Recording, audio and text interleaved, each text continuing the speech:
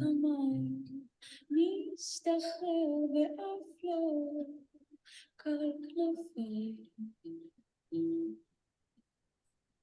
נשב בשמיים, מליבי בוקע, ברך כמיים, נסתחרר ואף לא קל כנפיים, נשב בשמיים. שרלי בי בזכות, שרלי בי בדמע, מתחל נפשי, בצליל וצבע, שירתה של אמא טבע. שרלי בי בזכות, שרלי בי בדמע, מתחל נפשי, בצליל וצבע, שירתה של אמא טבע.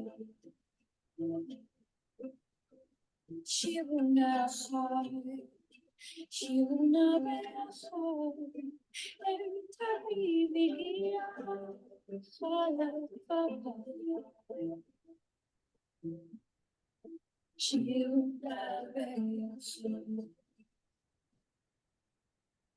שירו אחיותיי, שירו נא באחי, את אביב הגיע, חלף בבית.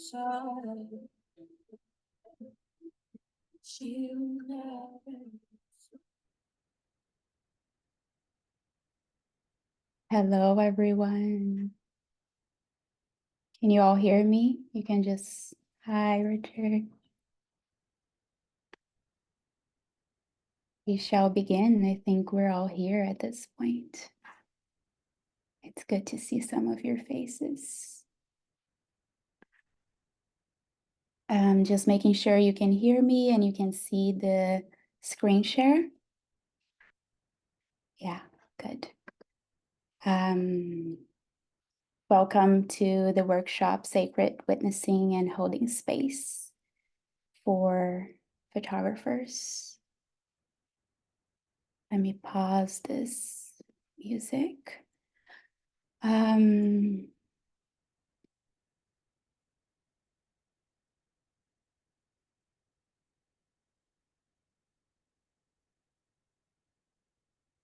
Okay.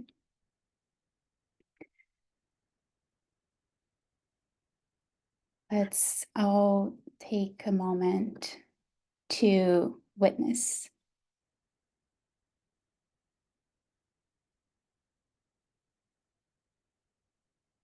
Just witness the space you're in. If you feel comfortable closing your eyes, you're welcome to do so. Just witnessing yourself first.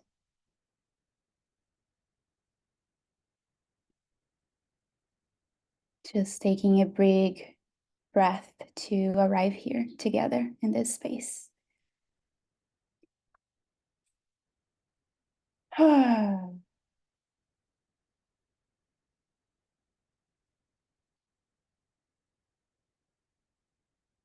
Just witnessing any sensations that might be present for you today in your morning, afternoon, nighttime, wherever you are in this globe. It's 8 a.m. here in Hawaii. And just really using your breath to anchor in and arrive here with all of us.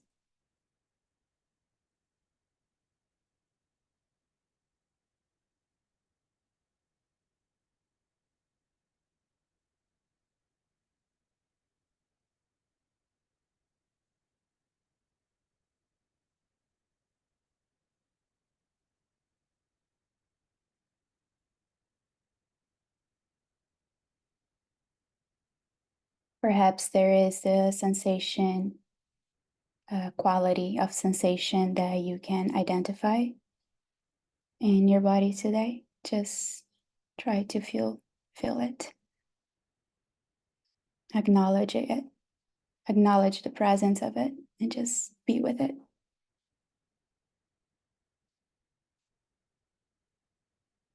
Just taking a couple more breaths here before we open our eyes and meet each other in this space.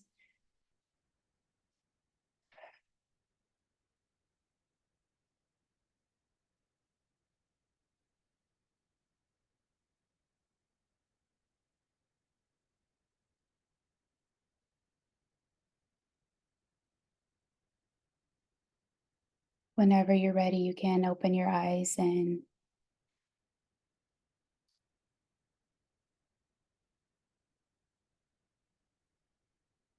witness this space here. Take a moment to put in gallery view if you can, and be in the presence of everybody that is present here. Just be with the faces. If you can spend a couple seconds just going around the room and just looking at the eyes, at the faces, at the lives, the breaths that are here. And even if you don't have your camera on, we can feel we can feel the energy too of whoever is behind. Just acknowledging your presence here.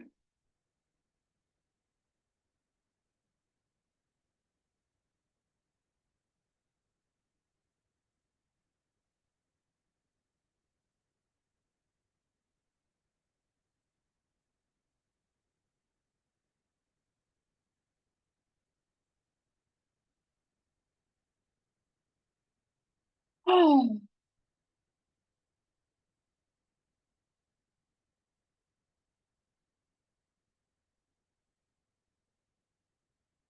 yeah. Yeah, maybe there's a stretch there before we begin receiving. Maybe there's some movement there. The neck. Oof.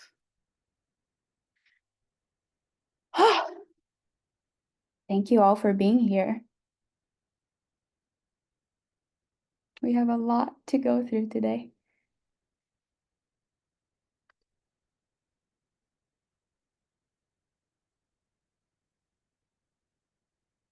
So, my name is Thais. Some of you might know me personally. I have my neighbor, Richard, here.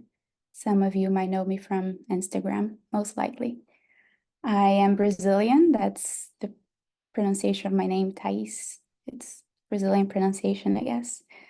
And I come to you today here from this place of the artist. I'm the artist first. I've been feeling the call to connect with the energy of the artist for the past couple months. Just really the artist wound, it's been calling to me. And I share with you what I know today, my knowledge, my insights, my experience from this artist in me that wants to reach the artist in you. And of course, there will be the teacher archetype also, because I will be sharing teachings that I have, but I don't want by any means to be in a position of the teacher who holds all the answers. And I hold the right to not have perhaps the answers to all the questions. I think that's a beautiful place to be. Also, I want to invite you to feel into the space that we hold this space here today together.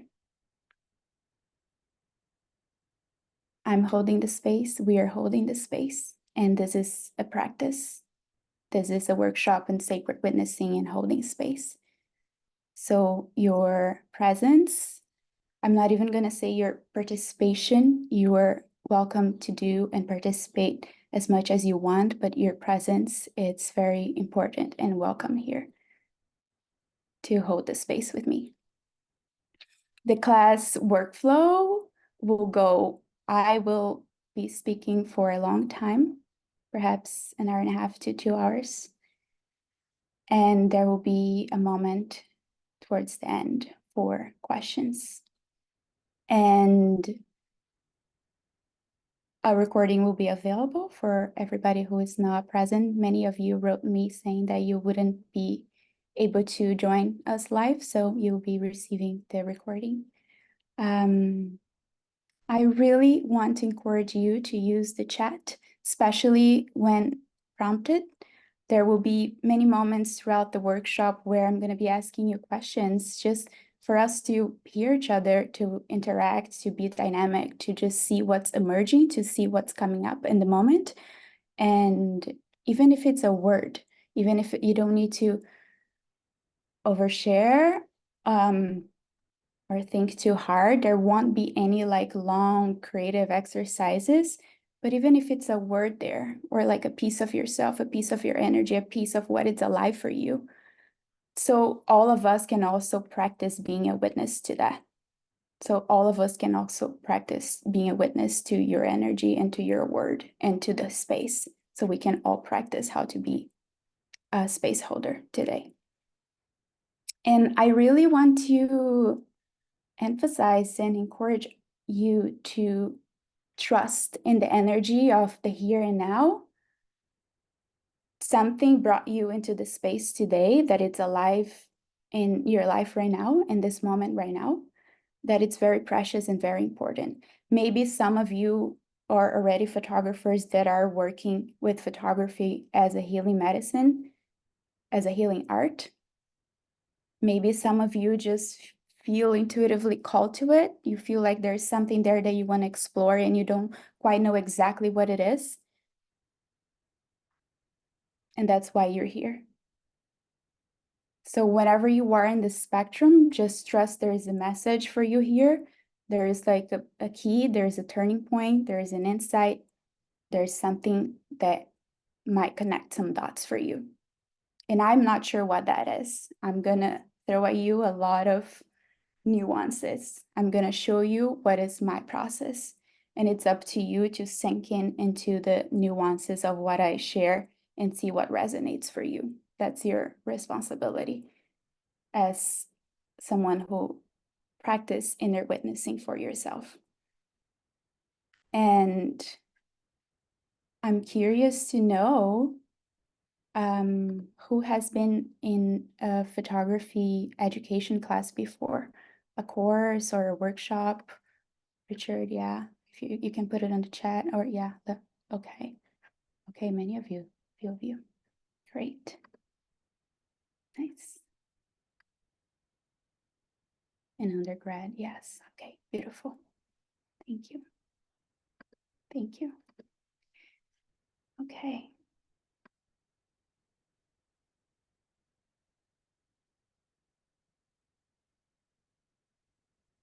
So I assume that you're here today because you believe in the power of photography as a healing art. You are a photographer. You see yourself some way, somehow as a space holder. You resonate with being a medicine artist, whatever that is for you in the spectrum. And you believe that offering a photo shoot, a photo session, that using photography as a healing art can be a transformational healing experience for your clients, your people. So I'm going to speak to you today from that field, understanding that you feel called to explore more of what that is, right? Because photography can be so big, so vast. But that's my passion. That's where I thrive. That's where I find photography very precious. And that's what I really want to share with you today. So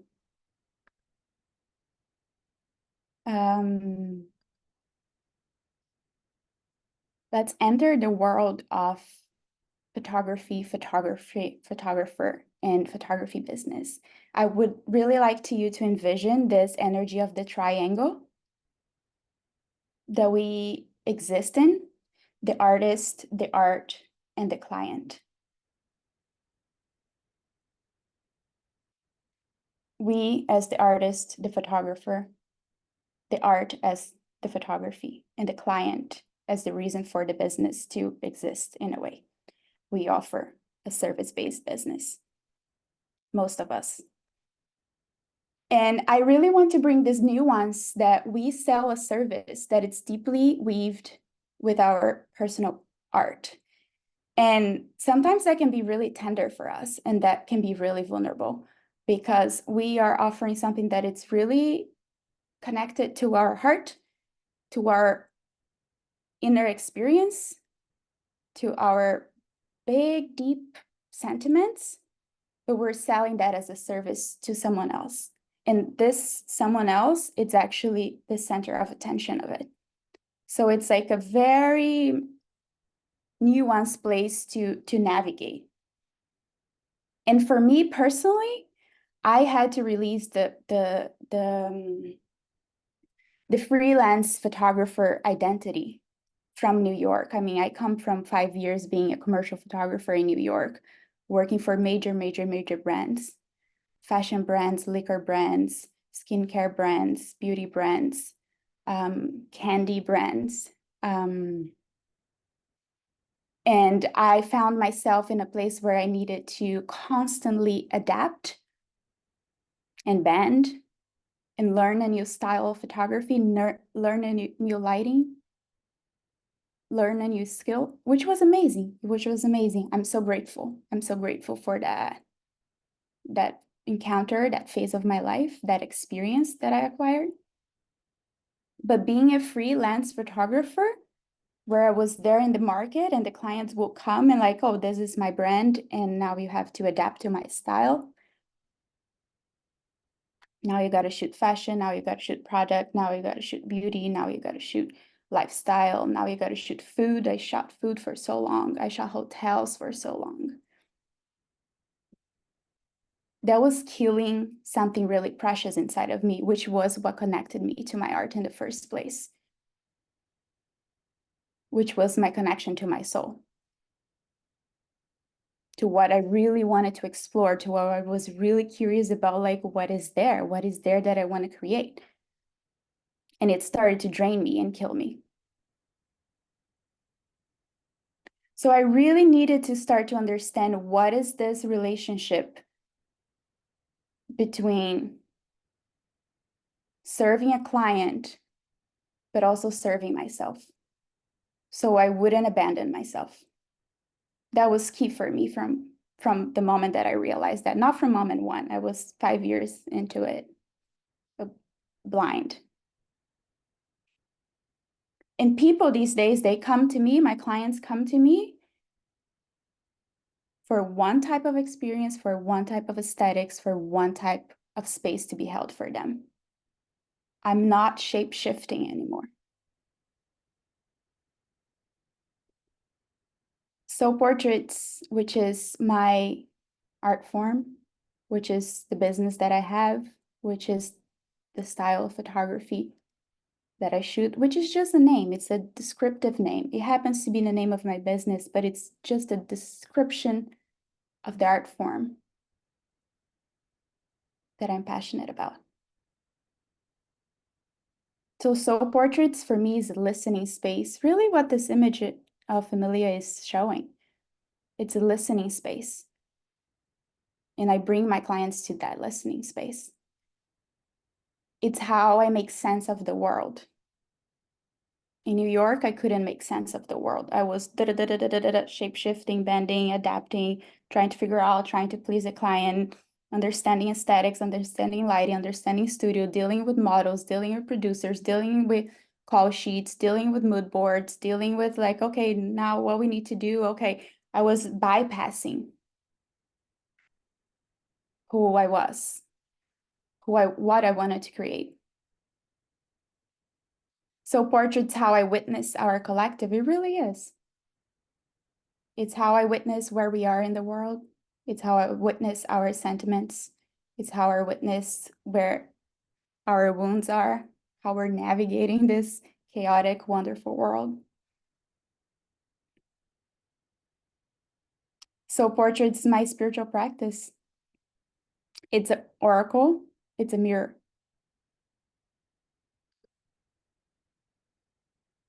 So what I really want to say with all of this is that at some point in my journey, my job needed to become my art, my spirituality, and my ways, my tools to heal separation, to heal my separation that I felt from myself first, from others, from the world, from the womb, from my mother, from other people, other cultures, from my emotions. I couldn't separate, exactly, I couldn't separate anymore. And some people can do that, there's nothing wrong with it. I'm just sharing my personal story. I needed my art to be my job, to be my spirituality, to be in spirituality. For me, I practice spirituality as a way of understanding, repairing, weaving what has been separated, the pain that I feel from separation. So sacred witnessing in photography heals our separation. Just take a moment to be with that.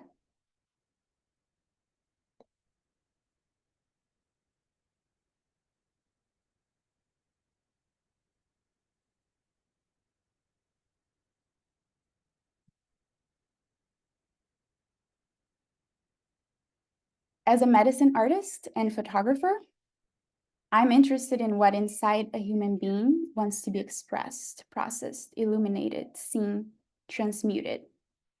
That's what I mean by the healing arts. I'm deeply interested in the alchemy, in the transmutation that happens in a photo shoot, in a photo session, where something shifts.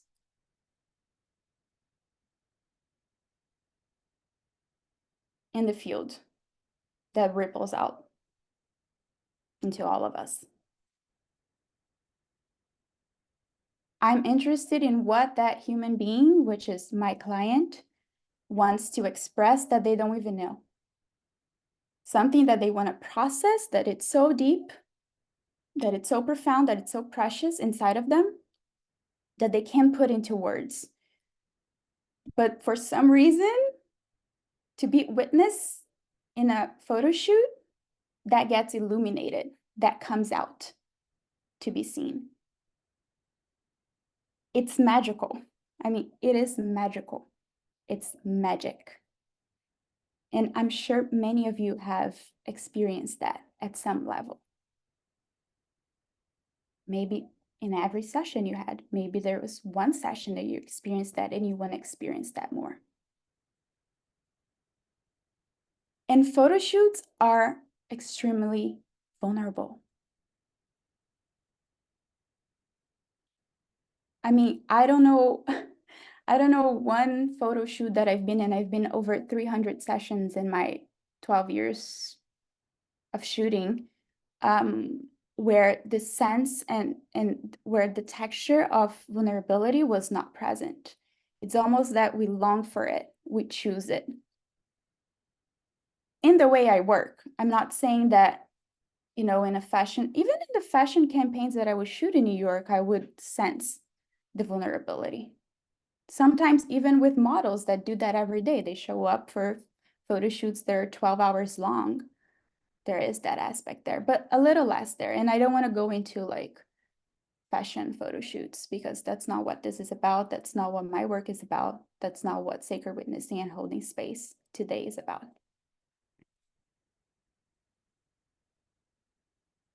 But people, because it's so vulnerable, because photo shoots has this quality of being so vulnerable, imagine you're just going to, you don't know what's going to happen. So it's packed with a mystery to begin with. And people, and you're going to show up to this unknown space where someone else is going to point a camera at you and you're going to have to do something. Clearly and quite obviously, you're going to be part of yourself. Whatever that is. A blissful part, a hard part, resistance, pleasure, joy, sadness.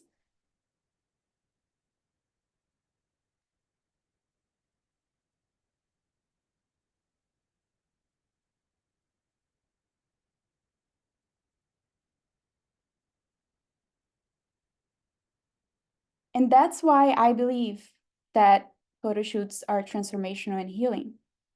Because when people are in such spaces, having someone to witness them in such vulnerable spaces can be a healing experience. And that doesn't happen only in photography or in photo shoots, but it's an aspect that we can bring to photo shoots.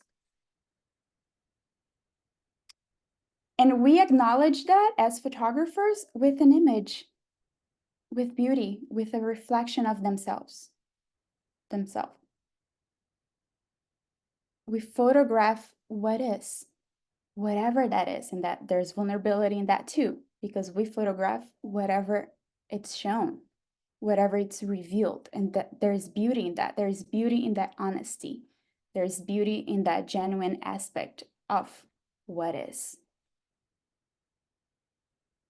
We offer the gift of an image, the image of something, a mirror. Mirror, the metaphor of mirror, it's a beautiful medicine on its own. It validates our human experience. It confirms something.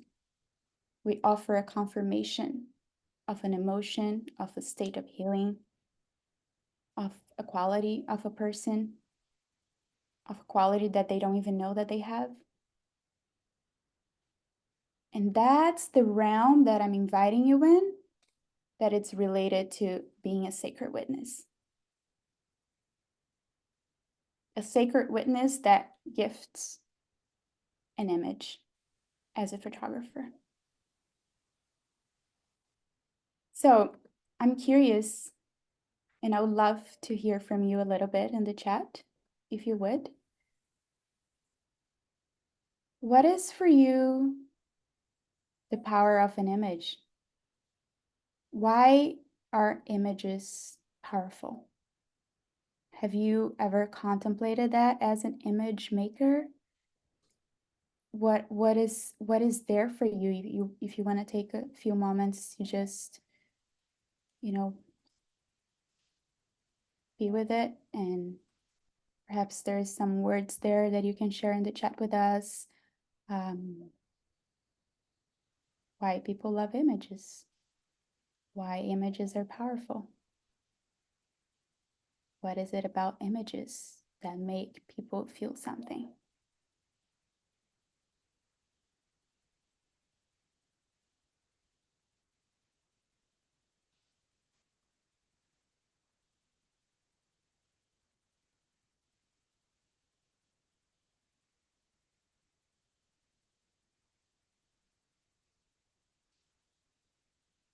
In my experience, it shines a light on parts of people that they may or may not see in themselves exactly.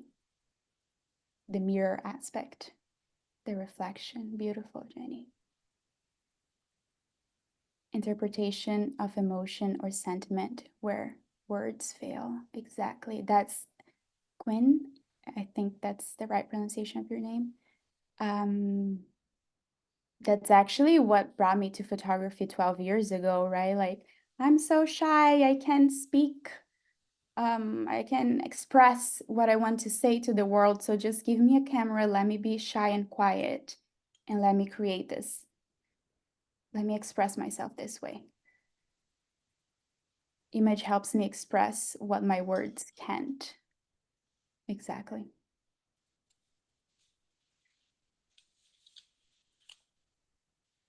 There's a timing there also. It's like, right? It's a quick, powerful message, instant.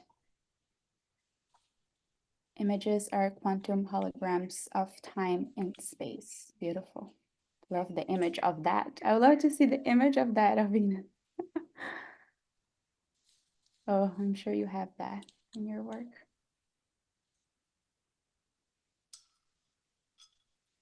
a good image can reflect and mirror a person's deepest reality and truth. Yeah. Yeah. Breath to that. And sometimes it's so hard to be with our deepest reality and truth, right?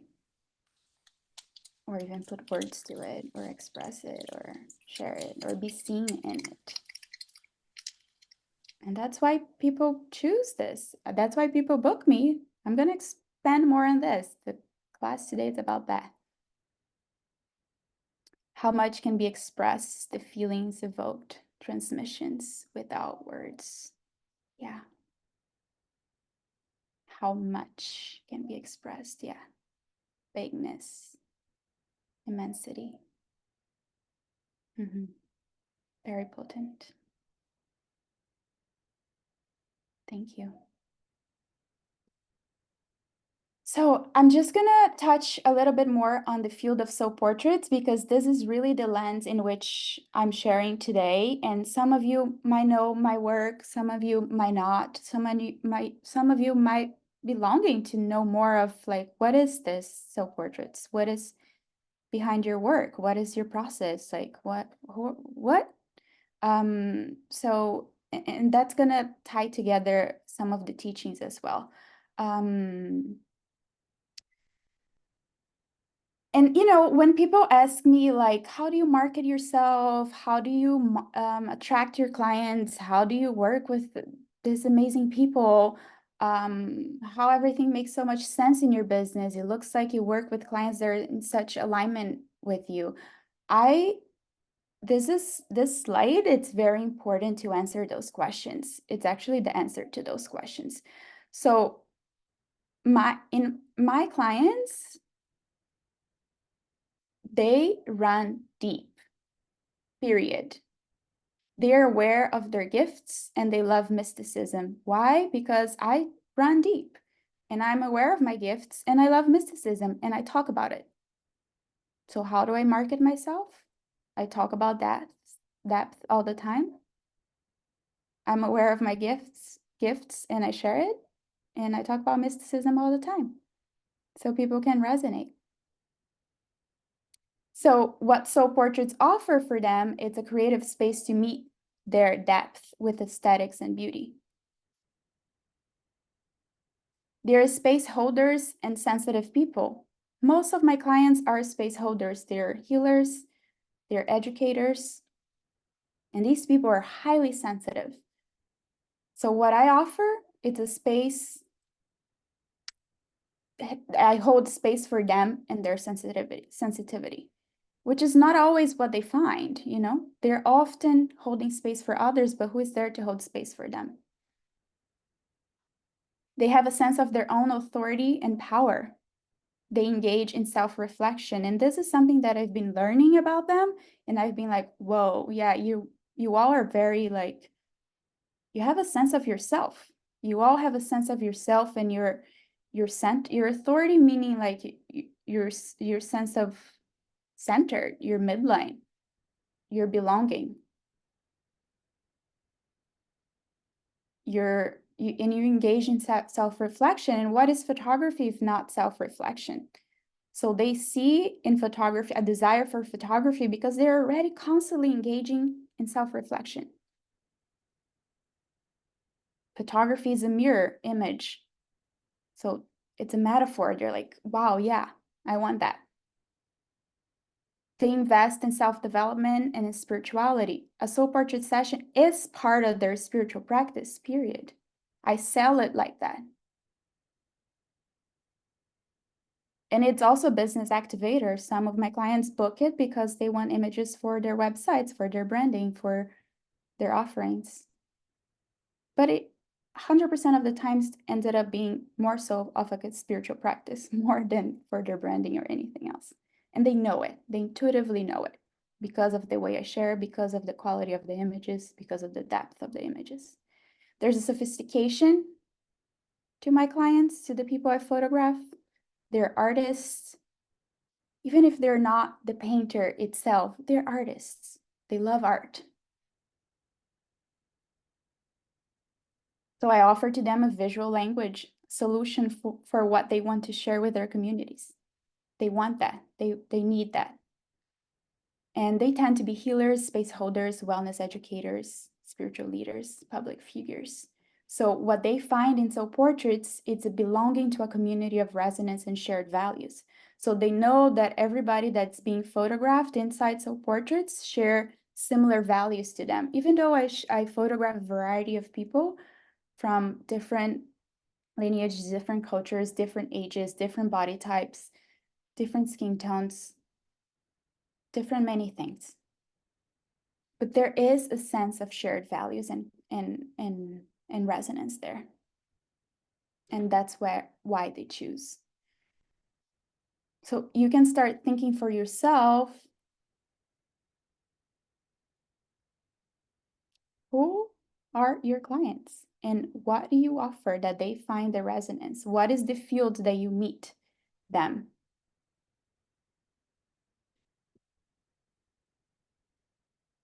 And everybody always tell me, oh, Thais, you have such amazing clients. It seems like your clients are so embodied. That's what people tell me. They are so embodied. They are so free in their bodies, and they seem to be so comfortable in front of the camera, let's say. That's not true. Most of my clients, they have deep insecurity and they're camera shy. They need support in their own healing journey, especially the people that are healers and space holders. They're constantly doing that for others, and then when it's time for someone to see them, they're like, "Ah, I never get that. I never receive that. I don't even know how it is to be in that kind of space." They don't even know how to belong in that other side. They do have disconnection from their bodies and in nature, especially with with water, and especially the black bodies that I photograph. Black bodies all over the world are disconnected from the water for many reasons. That's a field of research that I'm doing. I'm actually building a water sanctuary in Brazil, my hometown. If you haven't noticed, I have an accent because I'm Brazilian and I was born and raised there. So there you go. Um, it's also part of soul portraits and my intention with photography to bring people back to nature, especially back to the waters, to reconnect them with the waters.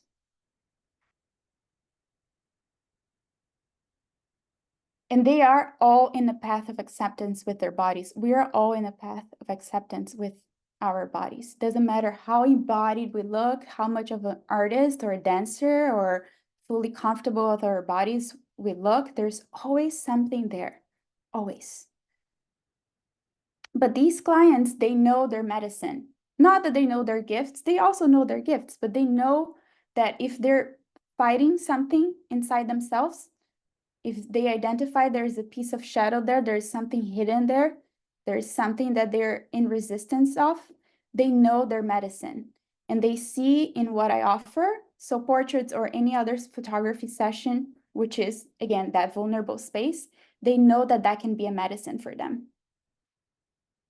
They have intentionally chosen to be photographed so they can celebrate, process, and be with something.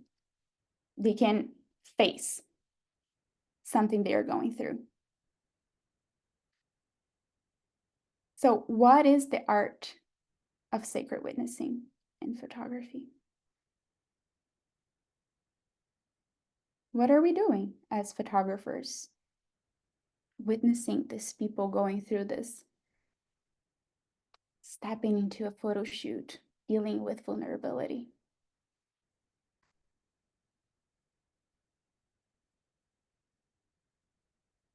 Courage. Oh,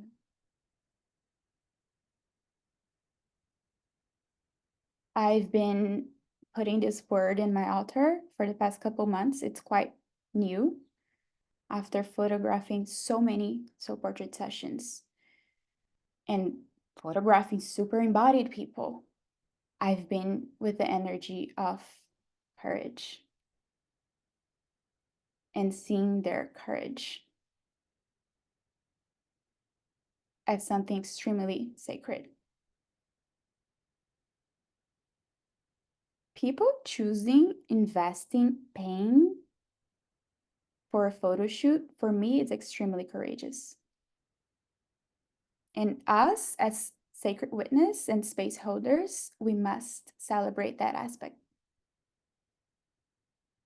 of them. That's been a practice in my relationship to my people, to celebrate that inner courage that they have. So, what courage brings up for you?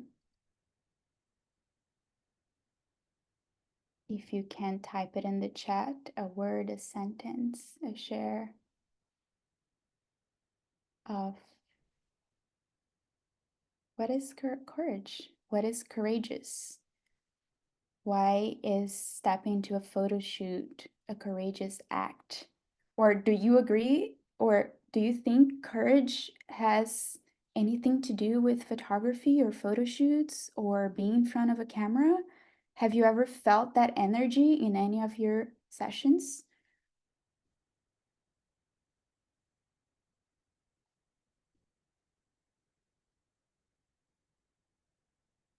Because you let someone sees you. Yeah, very vulnerable, huh? Transcending being restricted by fear. Yeah, yeah. Very, very hard, to let go and let God, let go of fear, transcending that fear. Yeah.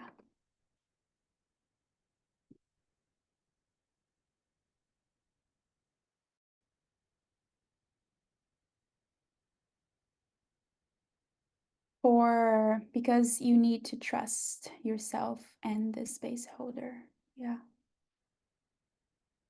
Yeah. Beautiful.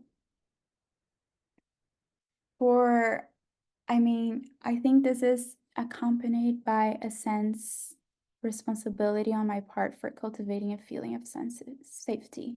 Sorry, safety.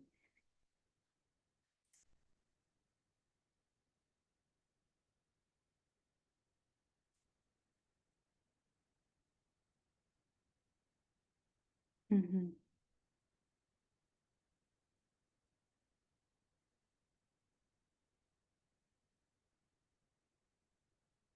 Mm-hmm. Oh, thank you. Thank you for accessing yourselves and sharing these words. I really appreciate feeling you, feeling this, feeling the connection to this.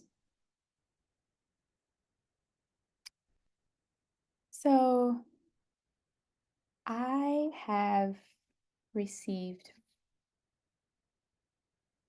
so many people that when they meet my work, when they meet soul portraits, the images, the photographs that I create, they go, "Oh, what I feel is this immense sense of courage and freedom in your photographs." And that happened so many times that I had to stop and be like, wait a minute. What is this energy now coming at me? Like what are people feeling there? Why people keep saying like that they see courage in self portraits and they see freedom? And I needed to start correlating and weaving these two words together and understanding that it's through a courageous act, perhaps we touch freedom. And freedom look different for all of us, right? We all have our own sense of understanding of what freedom is. and what courage is too.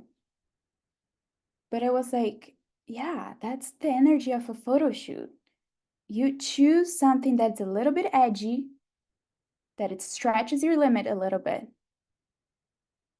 that you got to activate the energy of courage so you can release something, so you can free yourself from something, so you can liberate something in you. It's a way of healing. Why photography is healing? There you go. One of the aspects of it, because you work with these two energies.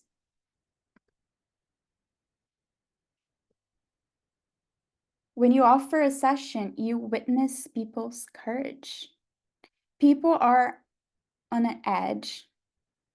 Sometimes when people come at me for a photo shoot, believe me or not, I mean, most of the times they are going through a rite of passage. They are in a threshold in their lives. Even if it's not like a spiritual, soul portrait, soulful, healer to healer photo shoot, even if it's like a wedding, it's a celebration, it's a rite of passage, it's edgy. There's a lot of emotions that goes in there. It's a threshold. They're there to honor themselves. They're there to self-center. Self-center. When do we get permission to self-center? When we choose, we book a photographer to take photos of us, we are choosing self-centering, and we don't have permission in society to choose self-centering. A lot of my clients book soap portraits on their birthdays. Oh, it's my 30 years birthday, it's my 40s. 40s, the max. It's like what I get all the time. Because there is a sense of permission there, right? That's why pregnancy and motherhood photography is such a successful business. Because there's permission to be photographed when you're pregnant. Like that's a big moment of celebration.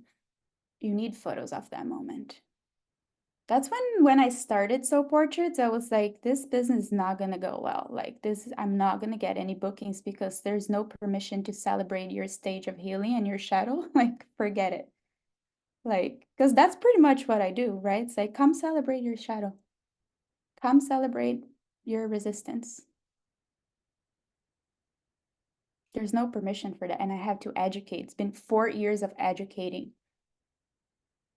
my audience that you have permission to celebrate those rites of passage that are not necessarily your wedding or your pregnancy or whatever other popular photography sessions there exists out there. It's yourself, just you. Some people come to me because they had miscarriages and they want to celebrate that baby that never made Earthside. It's deeply powerful, so powerful. Is there sadness there? Is there grief there? Yeah. Can we make something beautiful out of it? Yes, we can. So, as a sacred witness and space holder, you hold space for masks to fall. That is going to happen. I'm sure you have experienced that in your sessions, in all kinds of sessions. The masks fall, especially when you're holding this kind of space. And you got to hold that kind of space without judgment. And all insecurities are welcome. You know, clients come to me, these people, they come to me like, oh my God, I don't like that scar. I don't like the double chin. My hair is all crazy. My skin is all fucked up. And, you know, like, I don't like this part of my body. Like, I'm feeling this way. I'm feeling that. I'm like, welcome. Bring it in. What else? Bring it in. Bring it in. This is all welcome. Tell me more. Tell me more about your insecurities. I'm not the person to be like, oh no, you look gorgeous. This looks amazing. She talks about this car, and I'm like, oh, but it's beautiful. Oh, the hair, the double chin, that's, oh no, but it's beautiful. I cannot, as a sacred witness, bypass the discomfort that this person feel around their bodies. I'm right there with them. It's important for me to be right there with them, right?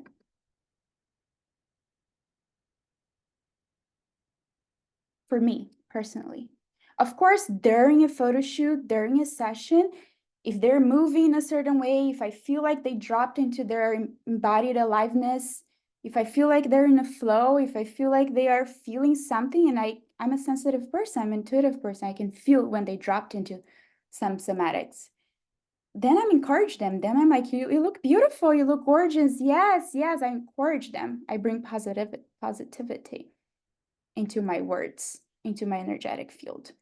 But now when they're bringing their insecurities, yeah, I bring positivity there too, but as a way of including and being non-judgmental, not bypassing their moment of discomfort.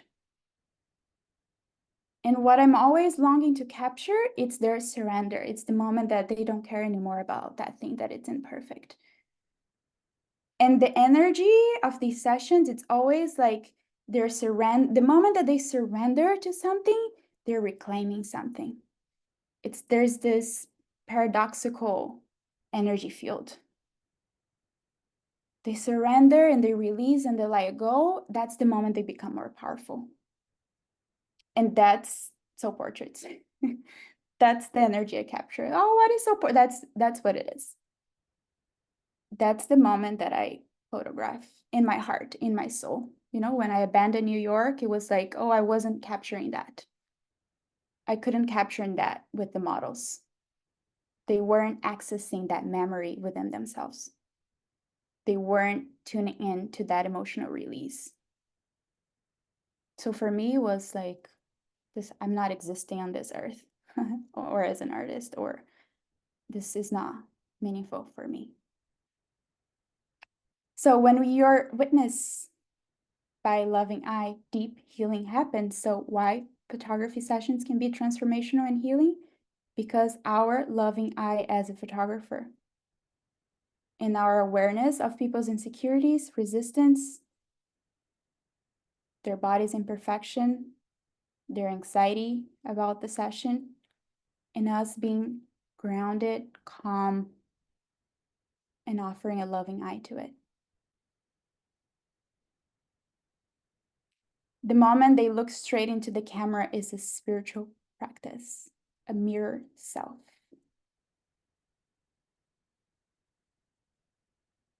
This is quite new to me. I have to be honest. It's just the last year that I start noticing, and you can quickly put it in the chat if that resonates. Have you ever noticed how hard it is for people to look straight into the camera? Or is there any quality there that you have observed or noticed? Because I've been witnessing that a lot in my sessions, how it's easy for people to look at the flower, to look down a lot, look down, oh my God, look down, have the hair fall and like, pretend you're not there, do all these things, or look up in the sky or play with the flower or do whatever, but look straight at you in the camera and be there like this photo, the hardest thing. Because that's the moment that they meet themselves in a way, in a deep way, in a soulful way. They meet the things that they want to meet, they meet the things that they don't want to meet, they meet an energy field that they want to hide. But that's the moment that also they can overcome something.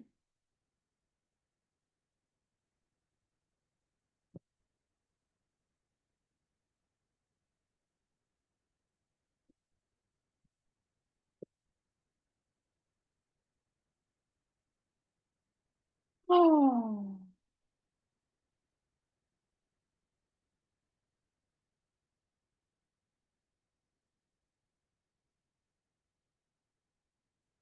How do you support them to get there? Maybe we'll cover this later since this is such a big edge for people. Well, I think you have to be really tuned into timing You have to know who your person is. You have to know the timing of that session, their own limits. That's why I'm gonna go through my process with each client. I'm gonna show you the form that I share with them before the photo shoot. So you get to meet them, meet their field, meet their resistance before you meet them in person. And you really got to develop a lot of intuition. You really got to develop a lot of like reading someone's energy field to be able to know when the time is right. But I have, after noticing that it's so hard to have people look at the camera, I started using that as I said, as a spiritual practice, as a creative practice in my photo shoots. And sometimes I'm very direct. I'm like, this is going to be, especially when I feel like they're ready for it, they are ready for the threshold. I say it, I use my voice, and I say, this is going to be like, we're coming to the moment where I'm going to invite you to look straight into the camera, and this is an exercise. This is part of soul portraits exercise. And that becomes a play. It can become a play. It doesn't need to be so serious. It's like an exercise. It's part of the session play. It's one of the prompts of the session. And I don't use many, my sessions are almost like in silence. But sometimes I use that when I see that there's too much hair in their faces and they're looking down too much, and we're 20 minutes in or 30 minutes in, I'm like, let's go there. Now for a few minutes, I want you to practice looking into the camera. It's between me and you. Let's do this as an exercise. And then they fall into it. They go. We have an agreement. It's a sacred agreement. The space is already safe. And I guarantee their heart beats like this. But they love it by the end of the day. It's important. It doesn't last long. It's for sometimes a few seconds, sometimes a full minute. Full minute's a lot to look into the camera. But I'm direct to answer your question, Jenny. Because one becomes more aware of the witness outside of oneself, it can be a shame trigger. Yeah, it's true. But it's also a beautiful thing because they chose to be with a witness, right? So they're becoming more aware of the witness. That was a beautiful, more aware of the witness. And in their heart, they also chose to be with that witness, right? They also chose to be in companionship with you. They're not there because you obligated them to be in there. They invested to be in that photo shoot. They chose. And I'm going to expand on that in a little bit. So most of us, me, you, the photographer, felt, I think, I assume, I have a sense, I have an intuition that at some point we're not heard or seen. And that's why we want to offer this space for others to be heard and seen in our own way, which is through creating this space to create photographs. And now we want to offer this to others, and this is a beautiful offering. What we're offering, it's a beautiful offering. It's an intuitive knowing that we have. It's our own sense of belonging. The reason why we want to do this, it's how we belong. It's how we belong to our stories. It's how we are healing too. At least for me.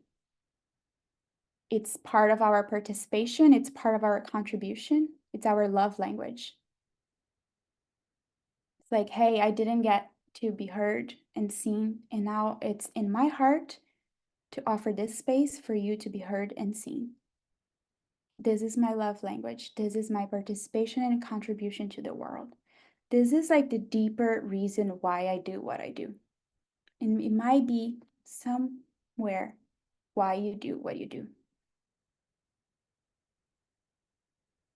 a space to be seen. We offer them a space for them to be seen by themselves first. I mean, they might think that sometimes they're getting photos for many reasons, right? We can get photos for many reasons, and we can tell ourselves that we're getting for this reason, that reason, da da da da da, society, permission, da da da da da. But truly, what ended up happening in a deep, soulful level, it's they're being witnessed by themselves. They're just like, wow, I went through this. I saw myself. I released something. How beautiful I am, how beautiful my body is, how beautiful is my relationship to nature, how beautiful it is to fit and belong in all of this. And of course, they want to be seen by you too, or by the photographer, or by the artist, or by someone they admire. By their community, if they are at a point of their career or path where they share their images and they're comfortable with visibility. So the images can be for that too. By their ancestors, I'm sure when they're going through that moment of courage to liberate something, they are held by the field of, forces beyond, the unseen world that are holding them. And they want to be seen and witnessed by that too, by the birds, by the butterflies, by the waters, by the trees. They want. Nobody says it. Maybe it's not conscious. By the field of creation, some people don't recognize or identify themselves as an artist, but they are, or they want to be, or they want to know more of it, or they want to be seen in it. So being part of a photo shoot, it's creating art. It's the permission that they give themselves to be an artist. And that's a beautiful thing that we provide, gift, create the space for them to belong in that way. So those are all that I'm sharing with you are values of photography, reasons why people book you.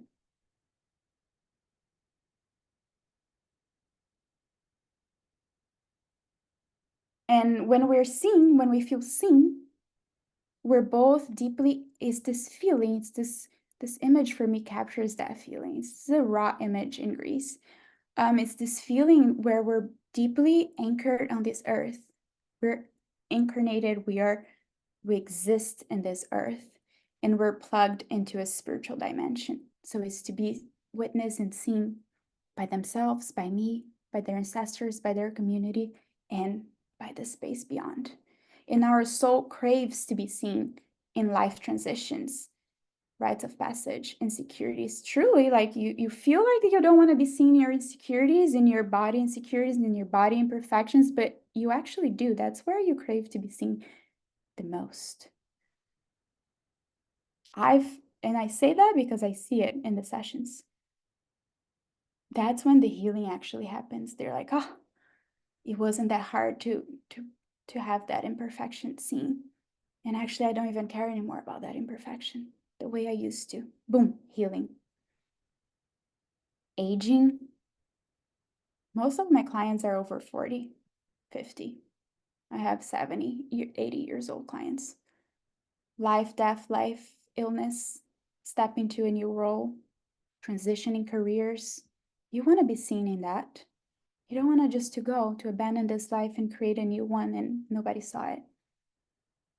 Loss in a gentle way. And photography is beautiful. Photography can be a beautiful, gentle way of being seen. In a photo shoot, people become the center of attention. They take up space. That's kind of like the core of photography.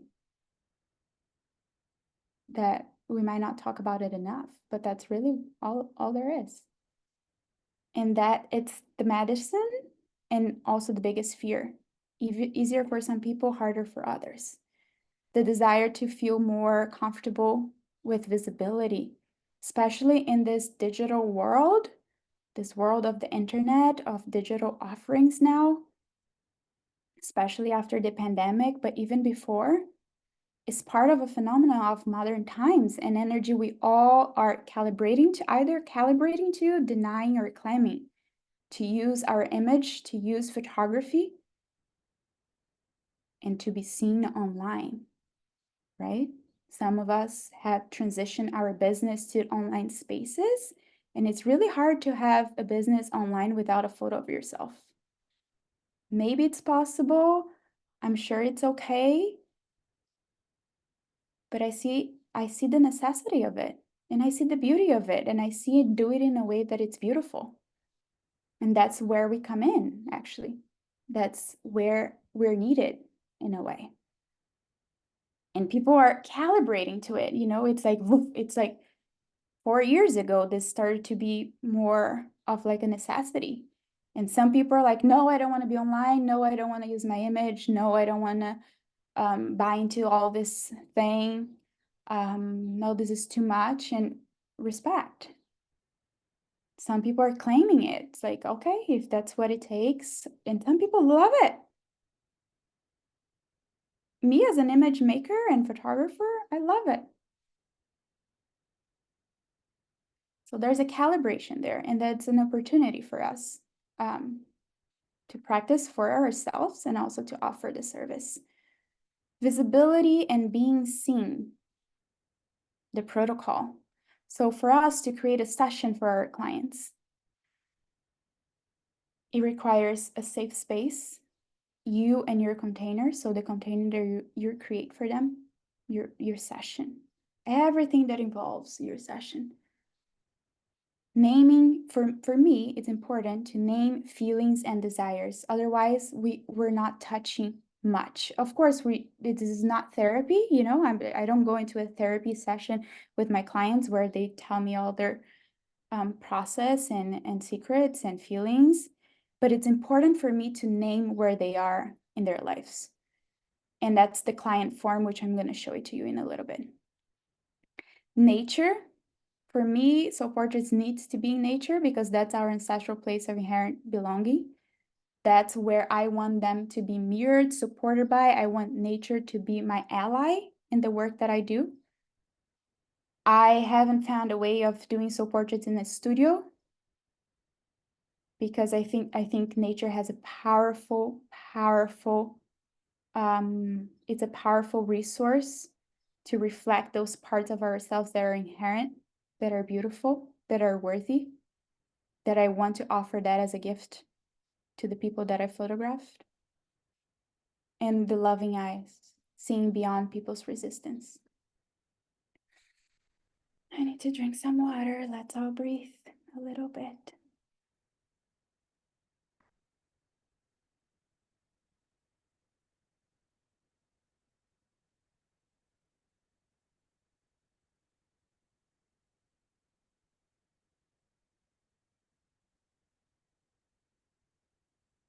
How are you all doing?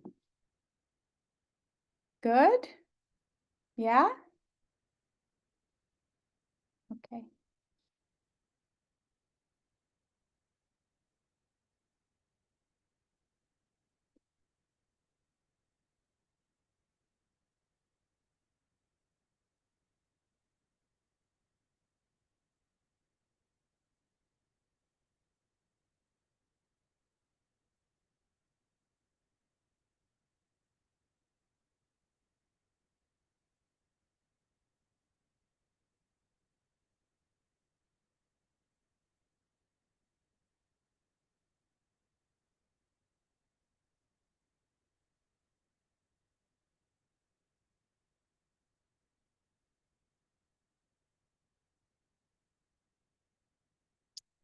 Would you tell me what are the amazing things about being a photographer for you?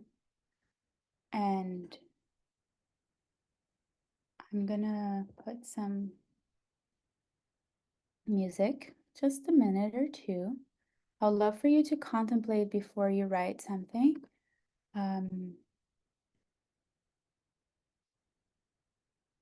Just, what feels good about being a photographer? What is, what makes you, what is the inner fire there? What is beautiful about this practice? What makes you love it? What makes you continue to pursue it?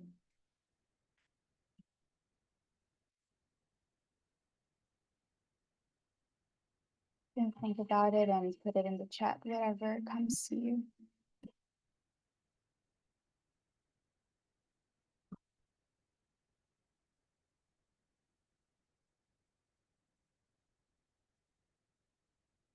Maybe think about what brought you into photography many years ago or just now. Maybe an emotional moment that you had within a session that felt magical, alchemical, special.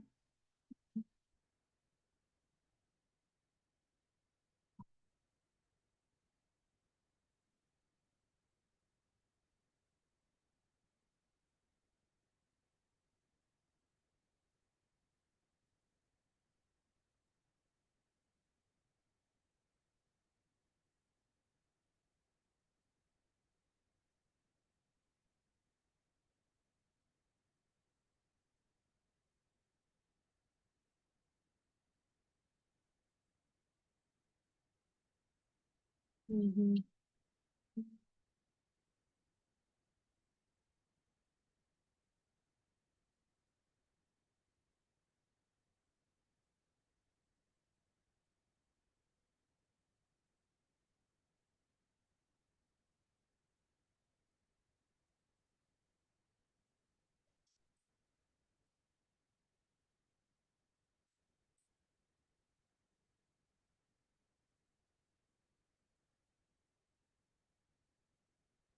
Mhm.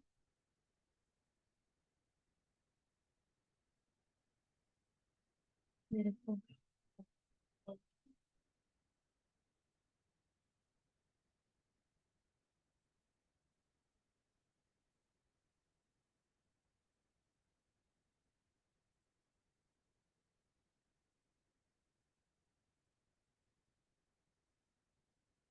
Beautiful. Forever being in the practice of noticing, supporting people in unlocking parts of themselves, giving love to different bodies, genders. Love that. The innate uniqueness to what each one of us sees that moves us to wanting to capture it. Yeah. At the conclusion of a photo shoot scene and of a shoot scene and people feel liberated. Yeah. Being a witness to moments, being of service. Yeah. Connecting, witnessing, creating. Mhm. I'm a visualist and experience great joy in mirroring the beauty around me. Yes, there is a sacred majesty I feel when I have a camera in my hands and when I have the gift of capturing the essence of what is unfolding before me. Beautiful, I can feel that moment. I felt this from the very first time I picked up a camera as a child. Thank you. I used to hide behind the camera, camera, because I didn't want to connect with anyone, not even me. And now I want to use it for connection with others and myself. Yeah, it's a tool for connection for sure. Yeah, beautiful. So for me, oh, one more. Seeing the way clients respond to witnessing their own joy, movement, or beauty reflected back to them, and the shock some express when I'm able to show them how that energy is perceived by others. Yeah.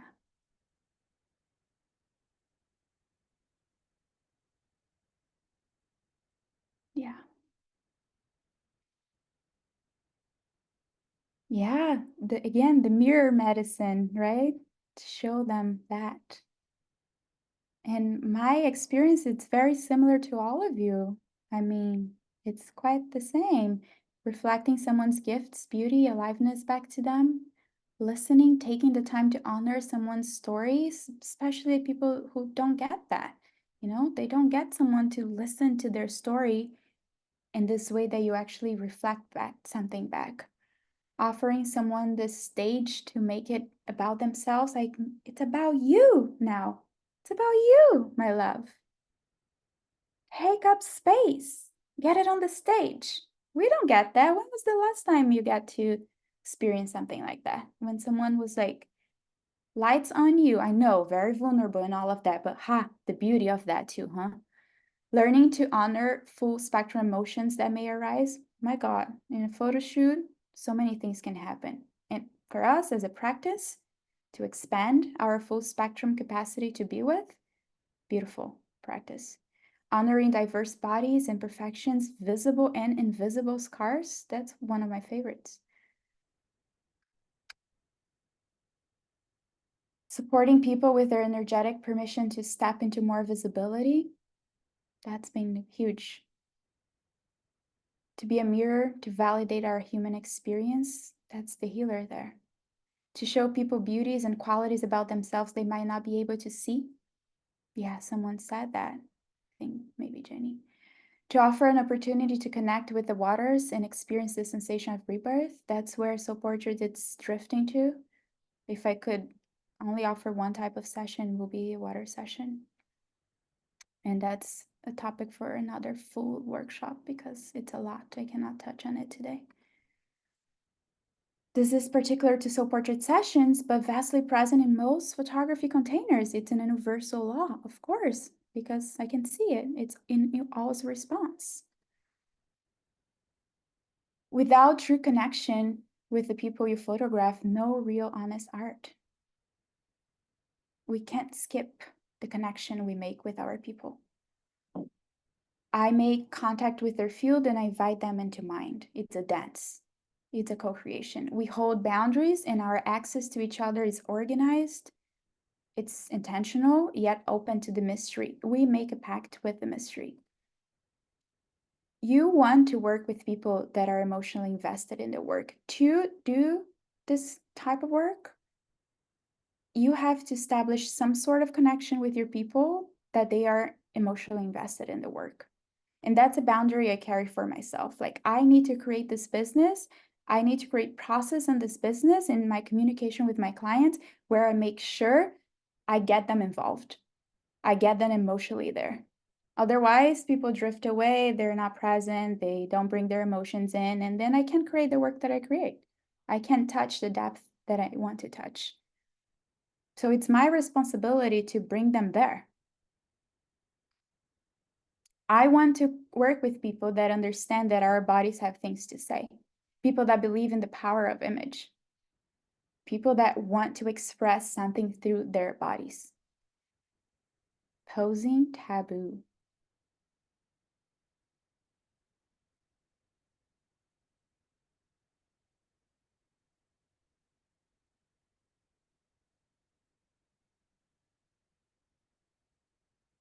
Posing is not natural for me. For the art, the field I hold inside Soul Portraits, posing is not natural. It doesn't come as a natural medicine, and that is okay. Posing can be a beautiful art form. You know, there's nothing wrong with posing or bad. It's just a different creative space. If you want to create a session that it's all about posing and you have all these poses as an art form, that's beautiful. But I don't know how that can be matched with the deeply healing and transformative value that you're offering. So there's a taboo there around posing your clients and capturing their natural expression. I'm sure most photographers want the natural expression because we don't want fake, we don't want masks, we don't want things that are unauthentic. And inside photography industry over the decades, there's a lot of like, say cheese and hold your breath and put your arms right here, say cheese and hold your breath. And then how come this will be a transformative healing experience for a human being? How come someone will be, I mean, that's for me the portrait of a sick society, of a masked identity, lost connection with soul. hiding, hiding, hiding, hiding, hiding. That's the opposite of what I want to explore, explore, explore. So posing people is not our nature or theirs. Depending which type of client you're working with, this will never work and lead into awkwardness. So awkwardness in a photo shoot, it's not when you don't know how to pose your clients, when you pose them and they don't feel comfortable in it and they don't know how to say, because it's awkward to even say to the photographer that they are not. I have some clients that tell me, sometimes I even say, can you go to that light there? Because that's the max that I'll go around pose. I just direct them to go to the beautiful piece of light that I love. And they're like, oh no, I don't feel resonant with that part of nature. But that's my clients. They're aware of their authority and power. They just know. So awkward is to pose people and they don't resonate. Their body is not there. That's not how their body wants to be expressed. Not in this transformative healing experience that we're offering. Of course, if you're shooting a wedding, you cannot expect that the bride, the groom, their families, their children are going to show up fully connected to nature and in body and in their erotic presence and embody aliveness and just be tuned into you and this nature and have a flow state. No, you have to have some skills, but that's not what this workshop is about. I'm not teaching how to pose people in a wedding session, clearly. Fixed poses are not how people breathe their breath of life, in my opinion. If you want to offer a transformative healing experience, you have to offer a somatic experience in your sessions. And there is a shame that photographers feel that, oh, I failed at posing. I'm a poor channel. I'm a bad director. Because I think that's from like decades and decades of like us seeing how photographers do and how photographers pose. And there's an emergent art of photography that it's emerging, which is this more healing aspect to it that we're tuning into, that we're calibrating into, that we're learning, that we're leaning, that we're listening, that we're trying to understand what it is. And I feel like this shame voice that we feel is this narrative. The shame voice is part of a narrative that shows you that you really never really signed up to pose people. This is like part of like another story, another narrative, another protocol. And intuitively you feel uncomfortable around it because what we're experiencing on a soul level is our clients abandoning themselves and handling their power over to us. So for me, when a client just like, after I send them the form and they bring all their sentiments, all their depth, all their emotions, all that it's happening to them. And my last question, I'm going to show you the form. My last question is like, oh, how can I help you? Like, is there anything else you'd like to share that I can support you with? They're like, oh, please pose me. And I'm like, oh, my God. My God. It's a turnoff for me. For me, it's like, I'm not going to allow you to abandon yourself. And that's going to be my primary role. I'm not going to allow you to handle your power over to me, to us, to whoever. My job is going to be to redirect your power back to yourself. Because by the time you say, oh, please pose me, you're like giving up. You're not existing on this earth. That's my somatic experience of when I receive that from a client. That's what I feel inside. And I even have my heart now like pulsating because that activates me. Because that puts me in this position that I feel extremely uncomfortable, that I'm going to have to pose them into a storyline that it's not authentic to them, to their experience.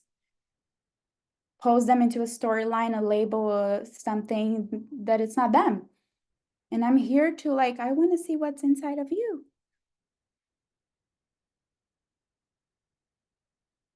So the anxiety that I feel before a photo shoot session, it's saying something to me. It's saying something to me. It's perhaps a message that I feel that I'm unsettled with this responsibility that doesn't seem to fit me. The co-creation field, it's diluted. It's gone. This responsibility that I feel that I need to pose. So as a mystic, I'm interested, of course, you already know, in photographing what's hidden, the depth, the shadow, the mythopoetic language, the archetype, the embodied presence of someone, the natural state of being, the childlike, when they really like, and that's why I love the water, because the water gets them there like this. I want to be able to see them, and that's why nature is very important, to attune and listen to their inner landscape, a descent into the body, somatics, for them to have a direct felt experience, natural aliveness. We drop into embodied states by simply listening and following the messages and impulses of the body, even if it's not performative, you know? Sometimes it's nothing. Sometimes I tell them just be with yourself, maybe hold your heart, maybe hands on your heart and be in silence. And that's a photograph. Most of my photographs are like that. Most of my photographs are like, I'm not there saying like, can you open your arms and look up? It's just like, can you be with the wind? Can you be with the wind now? Naturally, they're going to open their arms, but I want them to experience the wind. And that leads into a dance, that leads into moving their hips, moving their arms, spiraling around. Who knows? That just falls apart into something else. It's like, oh, can you sit down and cross your legs and touch the earth? And I'm like, no, I'm not going to say all these things about how to put their bodies. I just like, can you be with the earth now? Let's ground. Let's go lower. Can you listen? No, actually, I say this. Can you listen to the earth? So I want their ears very close to the earth. And that's when they go down and they go listen to the earth. And the earth had messages, always something to say. And from there, they're like, next thing you know, they're drawing on the sand and they're moving around by simple prompts of experience nature. Feel the wind, listen to the earth. Be with the flower, smell the flower. Be with the flower essence, right? Like flower essence. This is the white hibiscus from my garden between Richard and I. Be with the flower. What is just be with her essence. I don't say necessarily, can you put the flower in your hair and tilt your head this way and look up and then now look at me? Be with the flower. Enough for me. So I work with principles, not fixed poses. So no poses, embodiment, no direction, invocation, no postures, archetypes, no prompts, energy codes.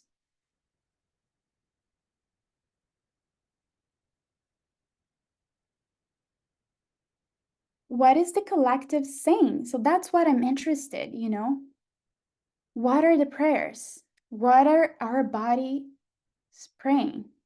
What themes are we grieving through the body? I mean, we are in collective grief, period. If we're offering deeply transformative healing sessions, we're grieving together. What is the body processing through this grief, through this celebration, through pleasure, through joy, through sadness? How is the body processing these feelings? Like this image.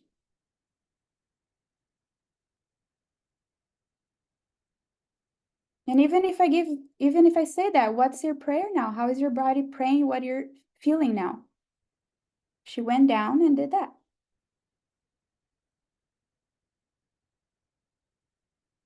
What are the hopes of the body?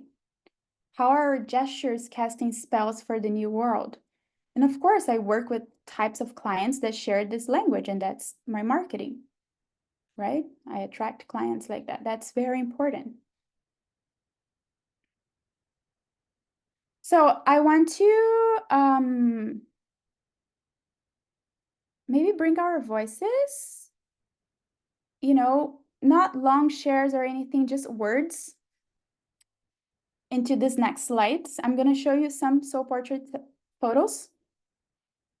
And if you could, just share the words, the prayers. What is this image saying? What is the collective saying? What is the body praying? What is the body processing? What is the body grieving? If you could. I have a few slides like this, or you can put it in the chat too. But if you would just pop in your voice, that would be also beautiful to hear. Surrender. So what is this? What is in this images?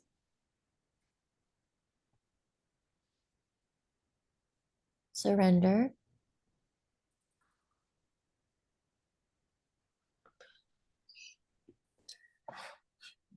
Presence.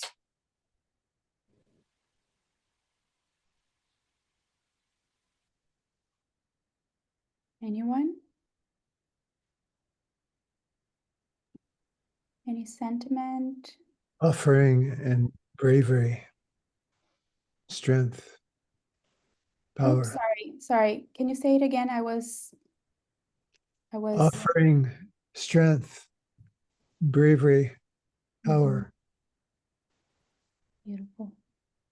And I love your questions. I really love the questions that you ask Beautiful. to bring people deeper. Thank you, Richard. Yeah. Thank you. I You're welcome. appreciate you witnessing that. Mm. And Jenny, sorry, I had my volume all the way down. So before I start hearing Richard, I could not hear anybody. So I'm so sorry if I missed your voice. No worries. I said surrender. Mm. And then I think Sophia also had some thoughts as well. Oh, please, I'm so sorry. Would you Yes, repeat? I said presence. I'm sorry, my English is not my main language. Mine neither.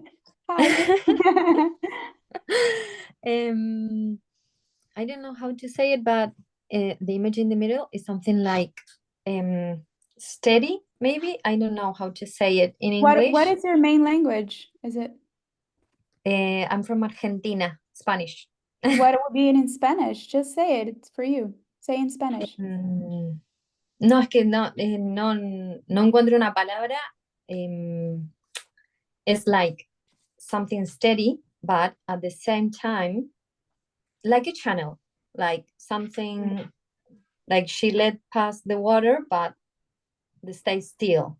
I don't know how to say, I'm sorry. Oh, that's beautiful. That's beautiful. It's beautiful to feel you. Thank you, Sophia. Mhm. I can chime in. I see a ritual and presence. Mhm. Mhm. Beautiful. Let's keep going. I have about 5 slides like this, just to give you a sense of time. Power. Strength, power. Mm. Power. The warrior. Yeah.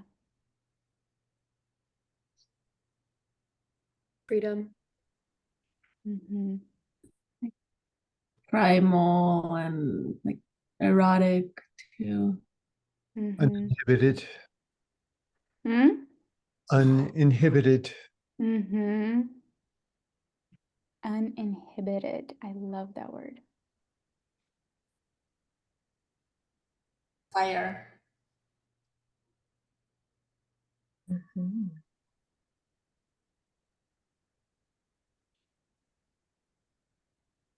Hope. Divine dance.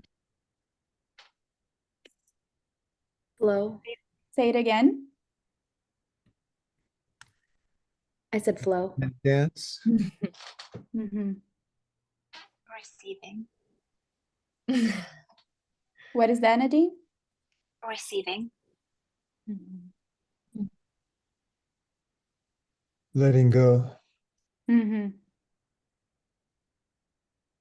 Bit of surrender, huh? Trust. Mhm. Channeling. Mhm. Channeling. Wow. Yeah.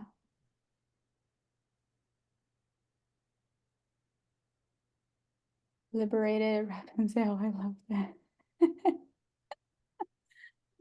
Love it. She's free. Power.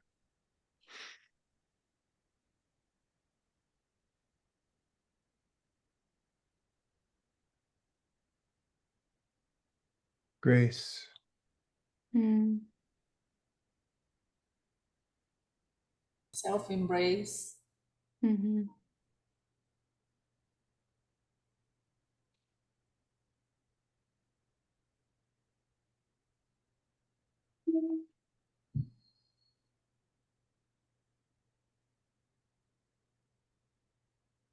Wow.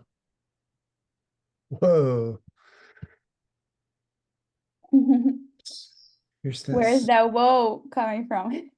From the knife sparkling in the sun. Whoa, that's powerful. Yeah. Mm. Yeah. Strength. Respect. Mm. Knowing. Wisdom. Ownership of oneself. Defender. Defender, yeah. IoT.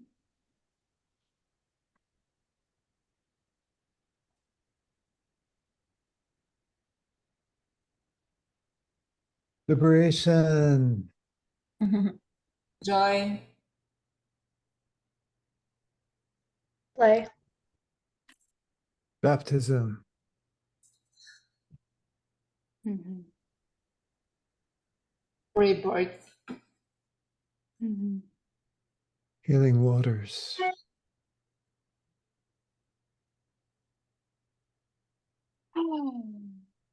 Childlike. Freedom. Beautiful. This is really healing for me to receive these words and really powerful to feel into the mirror that you all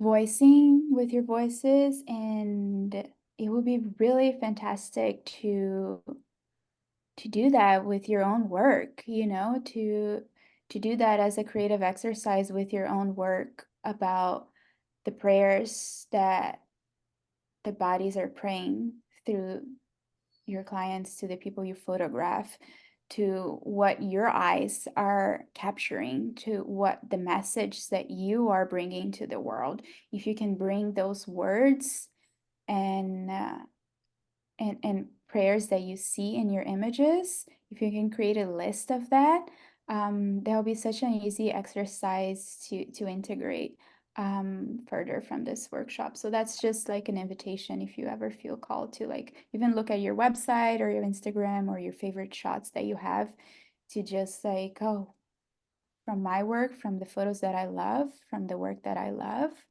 what am I looking to capture? What are the prayers and these bodies that I photograph? Like, what am I, so you can start to create a sense of intimacy with your own work in a new, deeper level. Beautiful. Yeah. Beyond the mind, the body has intelligence, the body has expression, the body wants its safety. The people don't want to be posed. The people wants to experience their embodied aliveness. The people wants to experience that their body has their own intelligence, that their body wants to be expressed on their own, and their own sovereignty and their own safety. They want to feel the safety in their bodies again.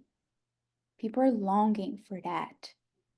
People are longing for the bodies to speak truth again and inform them of something. Our sensuous nature wants to be freed, not marginalized into a collective shadow.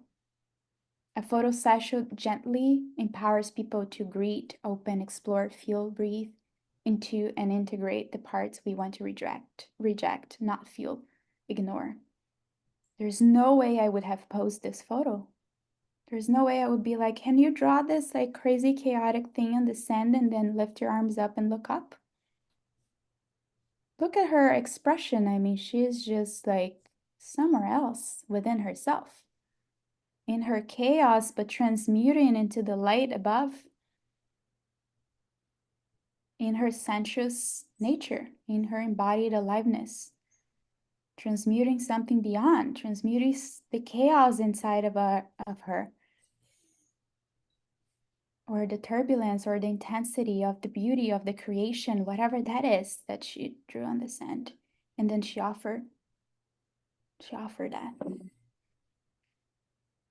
So photo shoots are therapeutic because when we trust our bodies like that, we unlock what once was blocked. People get dirty like that on the sand. Images of insufficiency dissolve, you drop into your inner child. You remember how it was to be free and playful. You are in service of life again, not in service of the wounded ego, the masks, the this, the that I'm going to show up for the photo shoot all put together. And you do, they show up all put together, and then they ended up like that. And we are different people. We have different bodies, different stories. We come from different places. We identify differently. In our bodies, they have different ways of expressing. But there are some body languages that are universal and wanting to be seen. There's a posing guide that I'm putting together that it's coming soon. And that's quite controversial because I'm not into posing, but there are body languages and body phrases that collectively I'm noticing it shows up in every self-portrait session. So I'll be launching that soon and I'll let you all know. This is a whole other body of research and work that I'm creating that you can see a little bit here. What are we trying to say with all of this? What are we trying to liberate? That moment of courage and freedom that I talked earlier. What are the synchronicities here? What are the resonances here?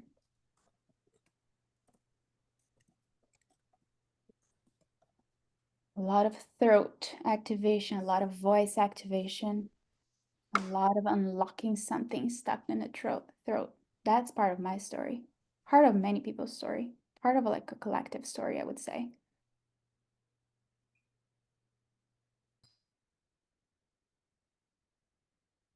This is something that I want to bring to because I've noticed over the years, and it's such a major insight in my work that I just want to share with you.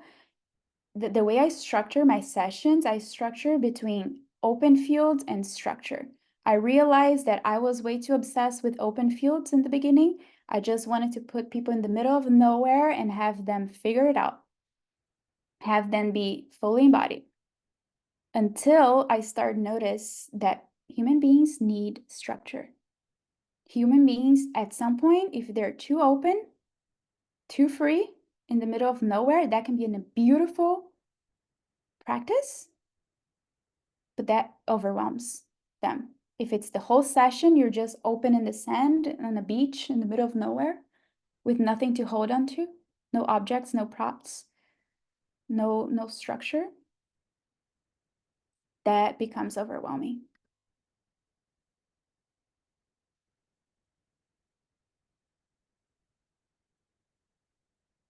So eventually we had to find this metal structure for her to lean on, find support, find company.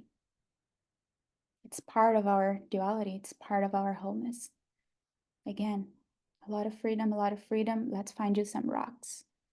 Let's find you some structure to lean against and be in relationship to. Be in interaction to. That's as close as I get to posing. Just be in connection with that rock. Go lean there. With Sonia too. I need structure. Please give me some structure. Okay, those trees right there. Let's go. Okay, great. Thank you. Both hands went like this. Okay, thank you. Some structure. Okay, I can ground in again. So important to be aware of those sensitivities, to be aware of that need that they have. Oh, I'm just gonna drink some water.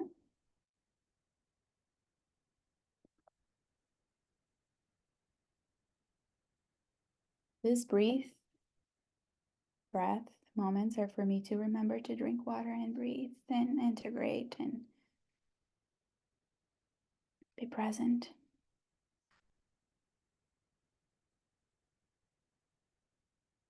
So, what is landing for you in this workshop? What is resonating? If anyone feels called to share with your voice, I'll be happy to receive. I'll give it like a few seconds to see if anybody has anything to say, anything that feels like, oh, this part really touched me, this part really resonates. I really feel like I've experienced that, or any insight. I would love to add something to what you said about structure. Yeah. I come from, I'm traditionally trained in interior architectural design, and it happens, there's a study that shows that people that sit next to structures, like let's say in a restaurant, will stay longer, spend more money. It's a sense of safety if you have something nearby. Yeah. And I believe it's exactly the same with photo shoots. Yeah. Yes. Yes. Thank you. Absolutely. I think also, like you said, what is your background, Nadine? Interior architectural design. Okay. Yeah. The home, right? I feel like it comes from the space of home. And also, if we are too open in the space in the field, there is like this major exponential field of vulnerability, right? Things can come at you, you can get shot even, like, Yes, let's just be it's dramatic an for a second, you know. But if you evolutionary have walls, instinct. yeah, if you have walls, if you have a home, if you have a rock, you can hide. If something happens, you can like protect yourself. And if you're in this deeply transformative healing experience, you want to have something like that. So yeah, thank you so much. Anybody else wants to chime in and share a little bit? I absolutely love the structure that you've created with your slides and just how beautiful the flow is. And just to see these images that reflect what you're talking about is very, very powerful. And I'm deeply impressed and inspired. Thank you. Mahalo, Richard. So Mhm. glad to have you here. Thank Really you. grateful Yes. and honored. I agree with Richard. I think this is a beautiful container that you've made. And I also feel like for me personally, one of the things that I've been working with is leaning into trusting myself to hold the container. I'm always like, I need more structure. What is the posing cue? What is the ceremony? What is do you know what I mean? Even throughout this workshop, I'm like, okay, give me the tools, give me do you know what I mean? Give me the list of things. And what I'm kind of feeling into is that maybe that's actually not the answer. It's more trust, and then also trusting your clients and helping like witness them in their process as well. So yes, structure is super helpful, but then also trusting, I guess, the space and trusting your intuition and the space that you're creating. So thank you. I appreciate it. Yes, thank you, Jenny. Thank you for accepting to enter the field, and perhaps take a few steps back from needing the formula, but like, whoa, okay, let me understand how I'm gonna get there. Yeah, I feel your trust and I deeply appreciate it.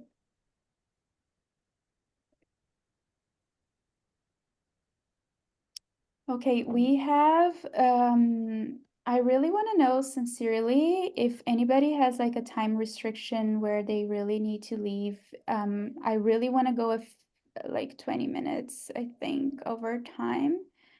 Of course, you're gonna get the recordings. I would love to have you here until I finish. So I'm just giving you the heads up that we might go a little bit over time. Business workflow process, clients, relationships, and human connections. I'm gonna skip that. So let's get into like onboarding our clients, right? So client intention form, it's what, like after they reach out to me, I send them a form and I'm really serious about it. It's probably one of the most serious, important parts of my processing with them because that's the place where I access their inner landscape. That's the place where I first get in contact with who this person is. Okay. Okay, John, thank you so much. Thank you so much for your presence here. And I invite them into ritual with themselves, right? So from that moment, it's like, okay, we're dropping to deep space right here, right now. Like you came to me because you already know how I vibe, and this is where we begin our co-creation. And I meet them in their field. And then I have a call, which is a place for me to be in deep listening, for me to confirm that what I read in their form makes sense, to get confirmations of like, okay, yeah, that they wrote makes sense. And I'm just asking them more questions to make sense about their storyline, where they are in their lives, and what I'm going to create with them. And I give them some session structures to hold the container. So I share with my clients the sacred responsibility of co-creating the session. I don't want them to abandon themselves and give the power over to me, like, oh, I'm the photographer, I'm the leader, and I'm gonna do it all. Like, you're gonna meet me in the field, like you're gonna co-create with me, like you're gonna bring yourself here, you're gonna meet me in this depth. We can drop 1 layer down, we can drop 5 layers down. Some people drop 10 layers down with me, and I'm there with them. I've been building capacity to meet them in that field. And sharing that responsibility is a sacred empowerment. It's also a gift that I offer to them. So giving them permission to live and not be told what to do all the time. So I'm not going to be like, oh, we're going to shoot here, we're going to do this, you're going to wear this. Like, again, I don't want to fit them into a storyline. Like, I have no intentions to hijack a session. I'm going to show you really quick. Let's see, let me get out of here. Let me find my form.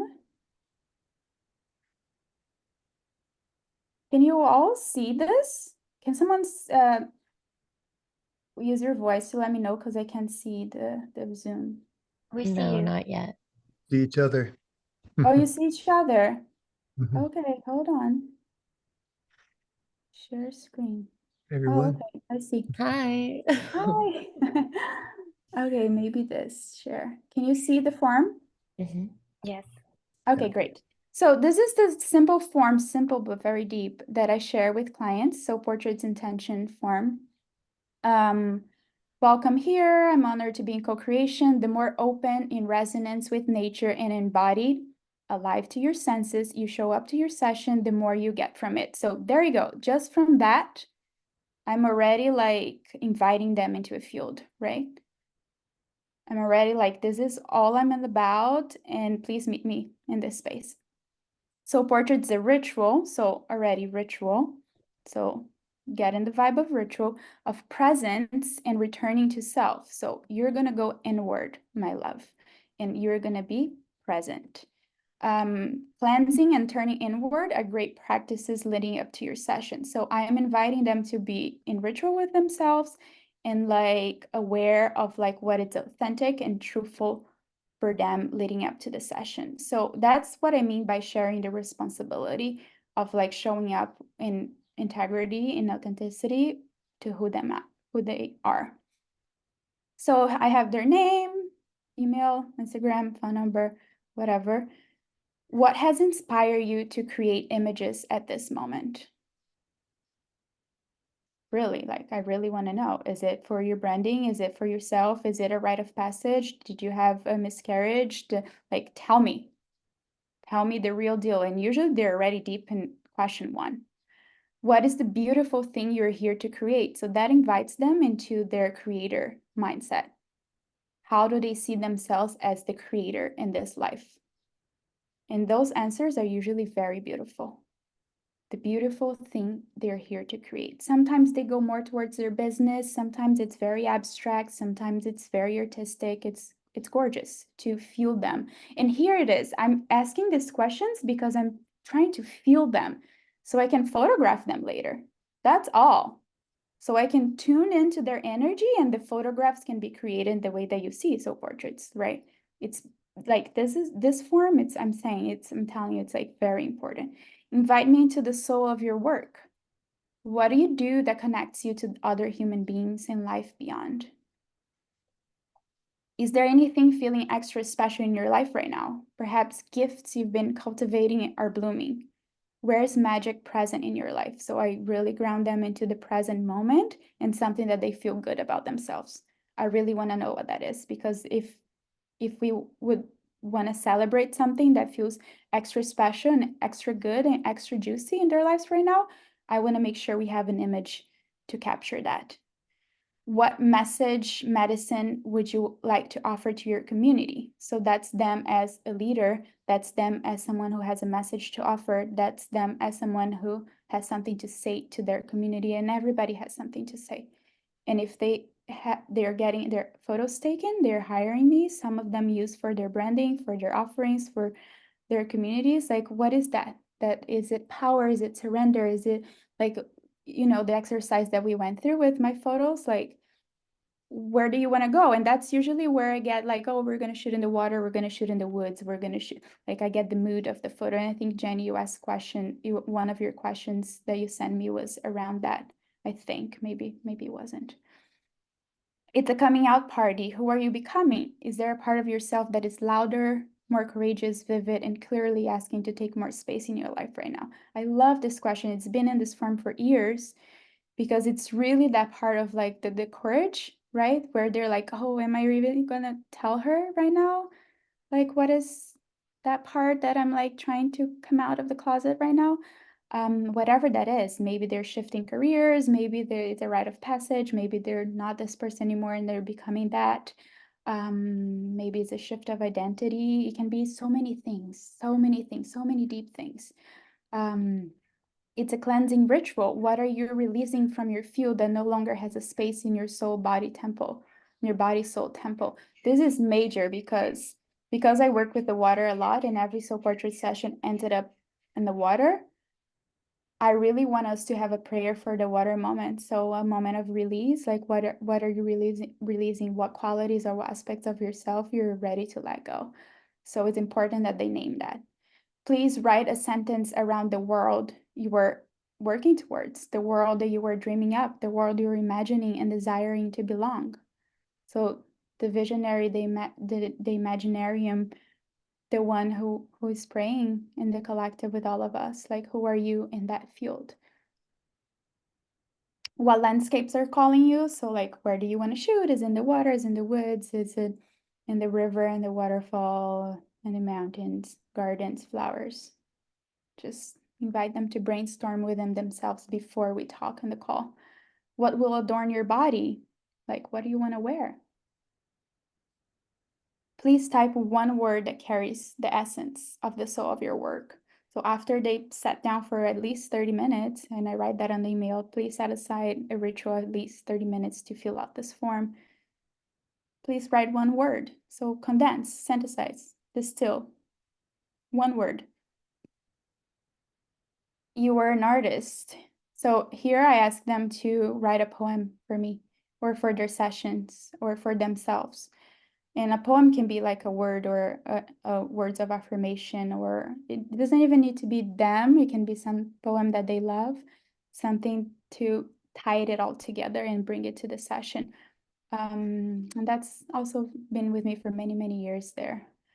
And then here, more formal, if you intend to share your images with your community, your motivation's leaning towards sharing stories of the deep soul and the mythos that lives within you, promoting your service and offerings with aligned images, posting freely and spontaneously as your inspiration invites you to do so, using professional looking images for intentional marketing, or you intend to keep your images private or other. Sharing consent, consent to share, but please don't tag me on Instagram, or I'm interested in creating a shared collaborated post with me on Instagram. Water shoots disclaimer. I just add the disclaimer here because not everybody knows how to swim, and I don't want to be necessarily responsible for that. So I make sure that they are comfortable in water with a little bit of a disclaimer there. It's very important that they are aware that they are, you know, consenting to be playing with water.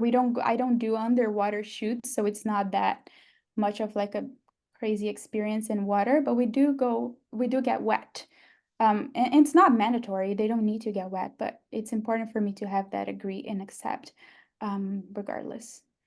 And a little bit of like photo credit is appreciated. Nude photos are not going to be published online.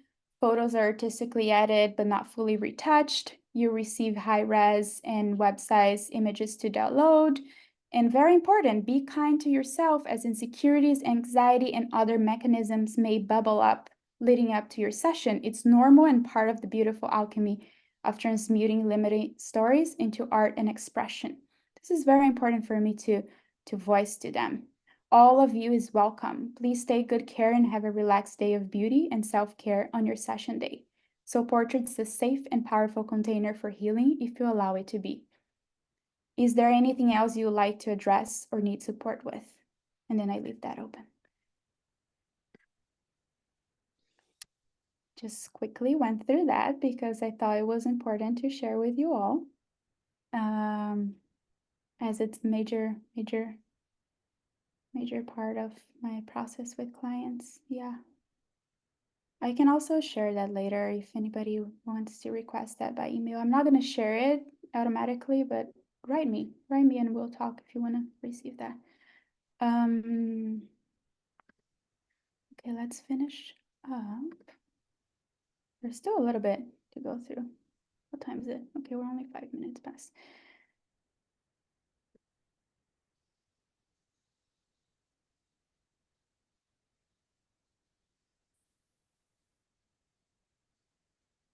So we want our clients to be in their inner witness. Sure, we're witnessing them, but the most important is for them to be in their inner witness, in their embodied aliveness. So I often choose an open field to explore, an open space in nature where they have multiple places of exploration, multiple landscapes, multiple rocks, dynamic places where I can be, they can be, far away, close up, just like a child. Like you bring, the other day I went to McKenna Cove here. This photo is actually at McKenna Cove here in Hawaii. We have some Hawaiian folks here today. And one of the tourists with their children, they went, oh, this is a pretty neat beach. There's a lot for our kids to explore. Let's stay here. And I was like, exactly. That's exactly where I'm looking for when I choose a location, you know, like I want my people to be there in their inner child with a lot of things to explore. I want them to be touching the moss. I want them to be playing with the water. I want them to be seeing the trees. I want them to be climbing the rocks. Like I just drop into that kind of space because nature is always gonna make an invitation. Like they're always going to be like, oh, I want to go there. It always happens. I start the session quiet in silence with a grounding meditation. And then they're like, oh yeah, they go. And then I follow them. Usually I try to stay with a place that there's privacy and safety, of course. Here in Hawaii, it can get quite nuts with safety because these lava rocks, they're kind of crazy. I wear these elastic shorts that you see because I put my filters, my things like, you know, there. Like, I don't know, I'm very like rough and basic when it comes to that. Even my gear is just like my backpack, 2 or 3 camera lens. I'm not super technical, high technology, many things. For me, the camera is just a tool. The kind of work that I'm doing it's the work, you know. The kind of the healing experience that I'm offering is the healing experience. The camera is just like a tool for me to be able to do the work and deliver the photos. And I greet the field. I offer general comments about the location. So once we arrive at the beach, I'm just like, oh, here it is. Oh, there's some people there. There's some people here. Oh, the lighting's like this. I just be in communication. I make contact and voice with them. So we are both in synchronicity and shared awareness of what is in front of us. And then I find a quiet place to place the bags and find a quiet spot to start a grounding meditation. And this is how I start the session. I actually I just, we just drop everything down. I have the camera with me, and then I give like a 2-3 minutes grounding meditation of attunement to our nervous system. I have them acknowledge what it's going on with them. Usually their heartbeat, it's like going crazy. So it's like I drop them into their heart space, so they can feel safe. They can feel safe with themselves, and we can get quiet a little bit, because leading up to the photo shoot and the car and the parking and this and that and the people, it can be a lot. So we enter a portal together, drifting ourselves back to silence. And usually I start a session in silence, and I voice that. I was like, in the next couple minutes, I'm going to take a couple steps back, and you're going to start moving and feeling and sitting still if you want. And we're going to share a couple minutes of silence. And I'm sure nature is going to make an invitation for you to explore. And I'm going to be witnessing and photographing you. And it's always like that. It always happens like that. Every photo shoot that I go to. The grounding meditation in the beginning brings them into a place that they need. And I'm always sensitive and intentional to bring parts of the form. So whatever they put it in the form that I can remember, that I think it was important, that I think it was intentional, that I think it's going to add an important layer to their session. I want to remember them, what that was, and I bring into the meditation. I'm just like, remember why you're here, remember the phase you are, remember what you're going through, in a very gentle and subtle way. And I always start this grounding celebrating their courage. I always say, like, the hardest part is over. The hardest part was to book this session. The hardest part was to go through the booking and choosing yourself in this way. The hardest part was to have the courage to show up for this moment. And you did it.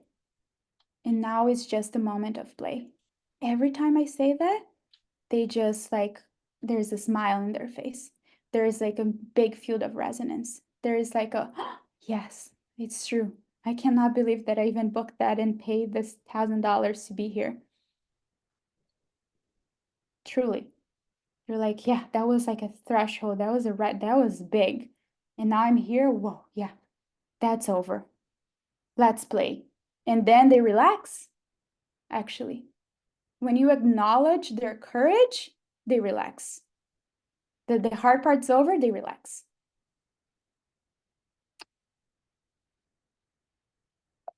Oops.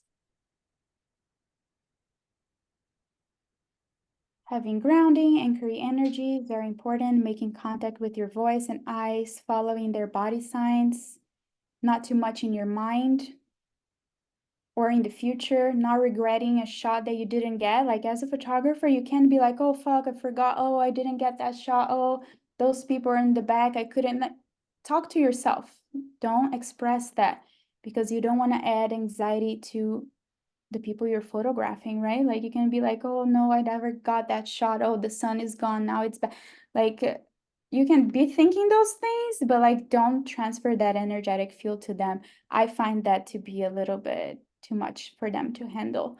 And not worrying about small surprises. So there is a rain, or someone came, or someone talked to you, or like, you got to remember that your pact there is with the mystery. Things will happen, and we got to be with what shows up. You don't disconnect energetically from your clients and their needs. So if they need to stop, they need to pause, they need structure, they need a rock, they need a tree to hug, they need to sit down. You energetically feel into their needs and you provide that. You don't push into your agenda, you don't hijack into, I need to get the shot. I never need to get any shot. The shots come to me effortlessly. And you give a lot of space, especially when you feel their resistance. You know, people have resistance, and you take up space, especially when they don't want to look, and there's a lot of freeze and body contractions. There's things happen. I usually take steps back. I put the camera down. Not forever, for a few seconds or a few minutes, but I remove myself from their energetical space. And I trust that their body will open when they're ready. And just by removing myself, and this is like healing space holding principles, basic. You create space for their process to go on. And you humans have resistance. They do. We welcome those resistance. And photo shoots heighten those resistance. Our job is to recognize that they are resisting, and we create a relationship with that resistance with boundaries. We don't become the resistance. We don't like, oh my God, yeah, you're resistant. It doesn't become, it's not all about the resistance now, but we have to acknowledge energetically. We don't need to say it, voice it necessarily. I found that to be important, because in their shedding, in their claiming, there is in that dance that they're going to surrender and shed and release something before they claim their power, their joy, their inner child. There is a resistance there. So resistance, it's always going to be present. And it can even show up before the photo shoot, right? They cancel the session because they're resisting. And you got to know how to be with that too. Oh, my neck, I have a stiff neck. I can't go to the session. That's somatics. That's the body telling them that there's something to be released that they are afraid of. And the body is giving them symptoms to cancel the photo shoot because there's resistance. And then you gotta have to hold space for that too. It's quite challenging.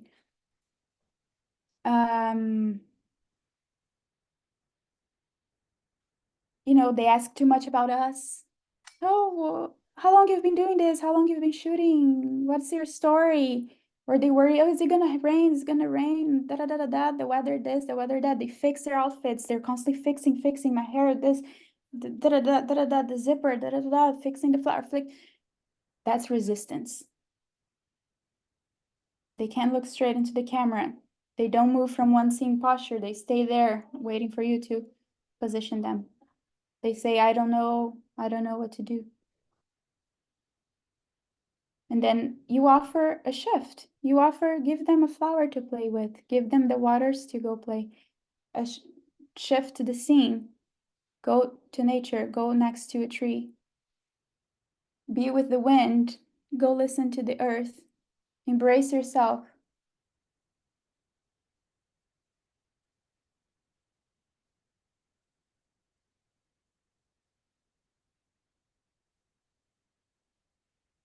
As photographers and space holders, we must learn how to sit and be with discomfort. There will be discomfort.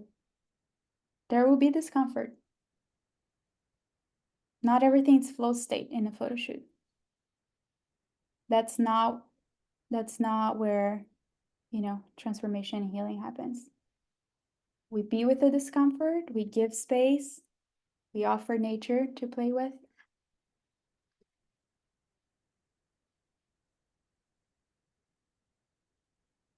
We offer the waters. Just putting their feet in the waters and being still, hold your heart.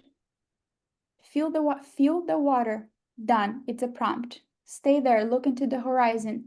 Shape the landscape. There are mountains. Shape the landscape. Use your hands to shape the landscape. Just be in that meditation. That's a photograph.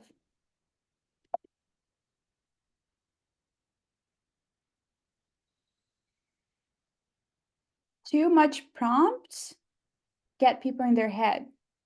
Sometimes if you come up with super intellectual prompt, people are like, oh my God, I gotta master this. I gotta perform. It needs to be simple. Be with the wind. It needs to be very simple. If the prompt is too much, they gotta think of a storyline, a narrative, a theater, something that they need to perform to please you. And I've seen it. I've even seen clients voicing this. They're like, oh, now I'm too much in my head. Now I'm thinking, oh, what should I do? I don't want that.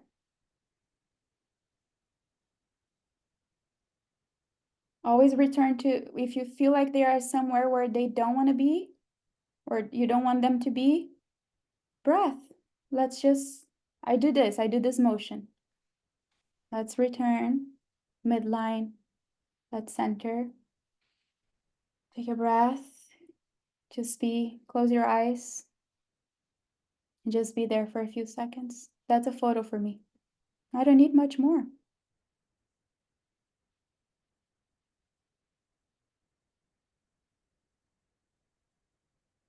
I do encourage smiles when I feel like they're too serious, especially because spirituality is power and spirituality is to be powerful, and sometimes it's serious and chin up, and there's stories about that.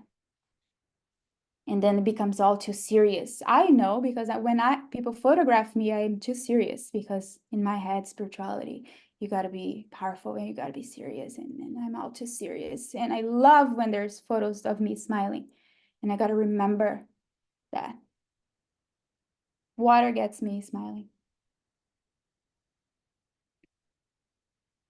So the most important thing is for you and your client to is for your client to feel seen, not posed. If they leave the experience, that's your goal. I mean, that's my goal. That might be your goal. It's for your client to leave the experience feeling connected to themselves or with something greater, connected to something greater. That will be the very purpose of your service as a medicine artist. They feel that they connected to a memory. They feel that they connected to a part of themselves. They feel they're connected to their heart. They feel that they're connected to something that they couldn't touch any other way, but they did. You don't need to know what that is. It's not your job to necessarily know. They will integrate that later.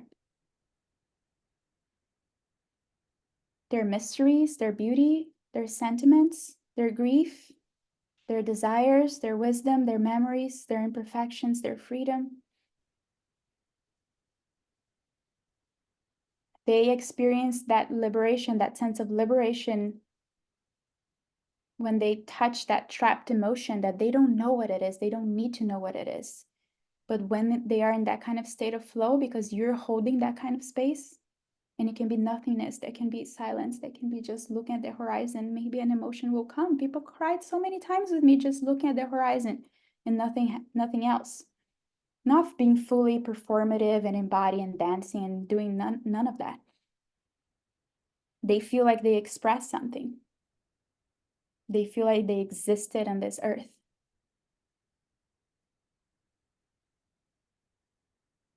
They experience their embodied aliveness. That's what people are craving for. That's what humanity craves.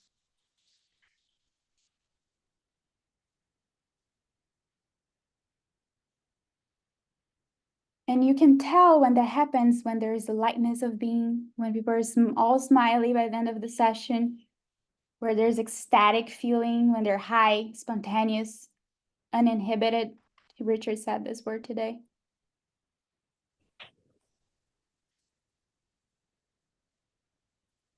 Tears, like in this photo, she had just cried so much. Tears of release, joy, self-love. They remember their love for themselves. That's major. That happens a lot. Shameless sensuality. They touch their sensuality. They move with sensuality, with their open senses in the way that they were never maybe possibly able to. They feel immense gratitude for you as a photographer, for them, for spirit, for the land, for this moment, for the synchronicities that brought them there.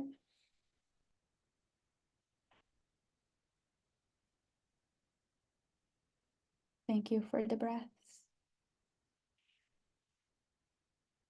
We are finishing up now. What kind of spaces do you need to feel creative? Right? We talk a lot about what do we do for them, for the people we're photographing, for the people we're holding space, for the people that we're supporting.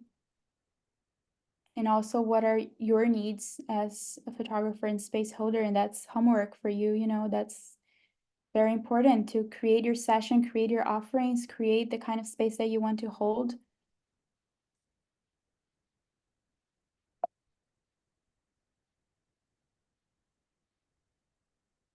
My need, very simple, that the client shows up ready, on time, present. And the form kind of gets them there, the form that I sent prior. that most part of the shoot is in nature. Sometimes I do shoot indoors, especially when it's the branding package. I do have some moments of indoors and some headshots and portraiture, but most part of the shoot must be shot in nature. I want nature to be my ally. That we stay intentional about our approach to the session. There's no like showing up randomly and no intention, no accessing depth, no. We're gonna go there. That we make a pact with the mystery, meaning we don't know what's gonna happen in the session. It's not gonna be super controlled. We're gonna show up, we're gonna ground in, we're gonna start in silence, and we'll see. Trust that. Let that be enough. Because when you allow that to be enough, things happen. Invitation happens from nature, from yourself, from your soul, from what wants to be released. That we stay curious during the session, exactly. I need to be comfortable with what I'm wearing and my gear. Simple, simple, simple, simple. I need the location to feel somewhat private and inspiring. And I need the light to be one that I'm interested in photographing. I can shoot sometimes midday, but I prefer not to. So that's a boundary I have. And some final thoughts. Holding space for others can require a lot of self-care and alone time. Most times I go home immediately, take Epsom salt baths, and check out. And I have to process the session and what came up for me too, because sometimes it's a lot, So it's layers of the collective. It's common shared feelings. Sometimes it's not mine, sometimes it's theirs, sometimes it's ours. And it's beautiful. And that's what I mean by the very beginning of this workshop, like self-portrait's how I witness the world. Sometimes self-portrait's how it's my spiritual practice. And I have to hold space for myself too. I have to find people to hold space for me to be able to do this work. Sacred witnessing and space holding is about celebrating courage. Very important. Don't ever forget to celebrate your people and their courage. Holding space for the mystery, the unknown. You don't know what's going to happen in this session. Drop the control or the need for overposing. Encouraging curiosity and simplicity. Simple, better. Softly guiding others into embodied aliveness. Embody aliveness, body aliveness. How can they experience their aliveness? Being there when the masks fall. Sometimes I had clients that showed up with high heels, boots, and this and that, and polyester, glitter, this. And I'm like holding space for that. I'm not saying that that's wrong or anything. Come, bring. Halfway into the session, they're like, what the fuck? These boots, these high heels, they take it out. They're like, what? Why am I walking these boots in nature? They realize all they've been putting on, that it's unnecessary, that it's not what they want. That's not who they want to be. That's not their expression that they want to process, celebrate, express. And then you're just there, just like, okay, here's the boots. You take it for them. You put it away. And they ended up in the water with all the makeup all fucked up. And they love it. Holding space for resistance. There will be resistance. There is nothing wrong with it. We love it. We hold space for it with non-judgment and acceptance. Remember that we're healing our separation through holding this kind of space. And we're seeing all through the eyes of beauty. That's my favorite part too, because beauty, that's what beauty is.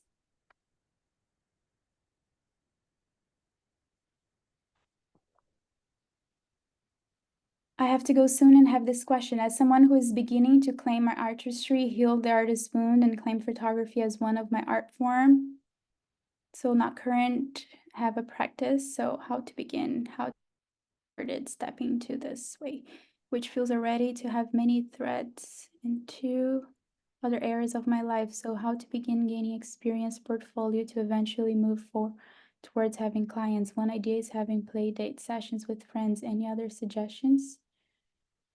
Well, I think, yeah, I think start shooting. I think start shooting, play dates with friends.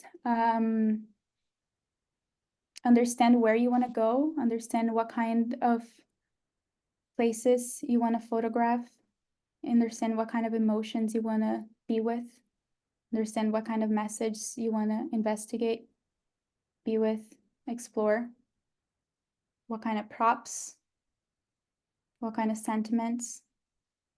Create the form, even if you're going on play dates with your friends.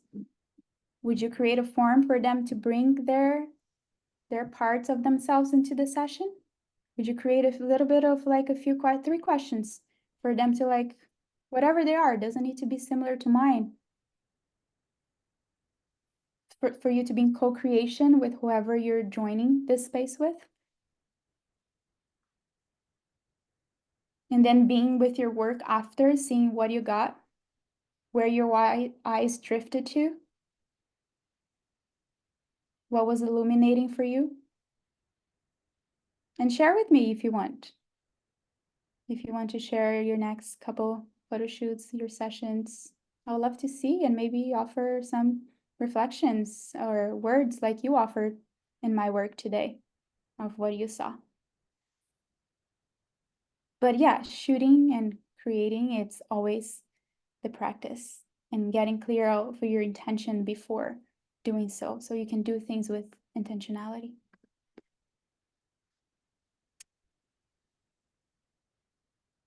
So this is the ending of today. And, you can put it in the chat, a word or a sentence or paragraph. What are you taking home with you today about photography as a healing art?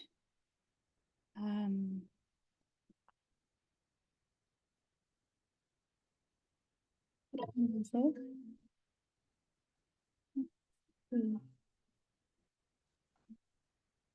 Santo Joshun. Love this song.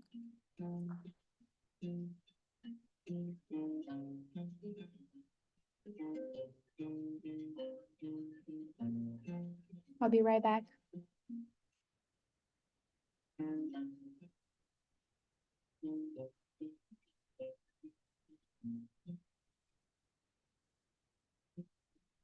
Só brilhou,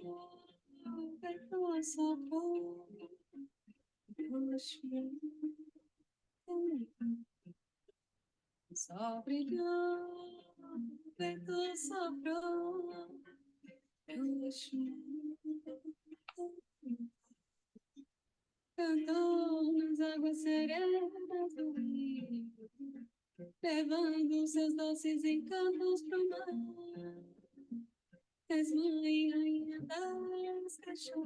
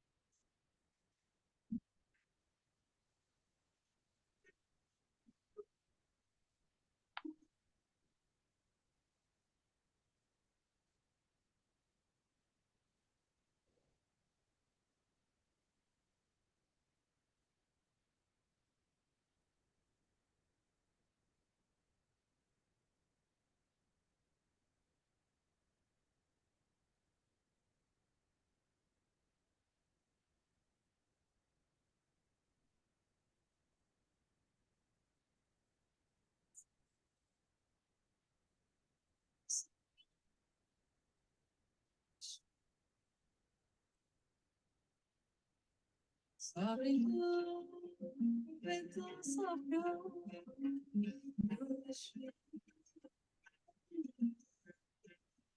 Cantou nas águas serenas do rio, levando seus doces encantos pro mar. És mãe, rainha das cachoeiras.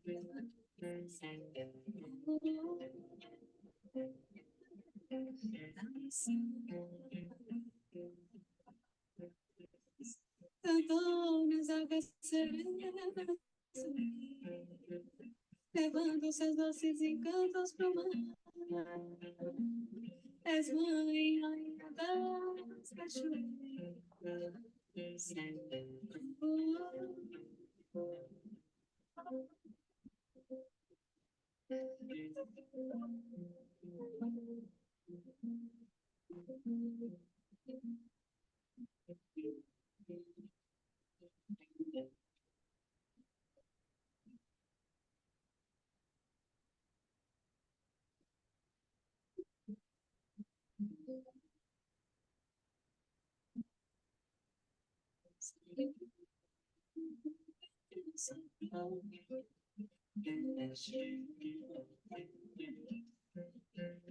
Só brilhou, o vento soprou,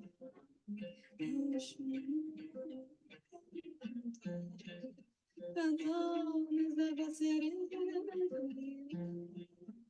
levando seus doces encantos pro mar. És mãe, linda.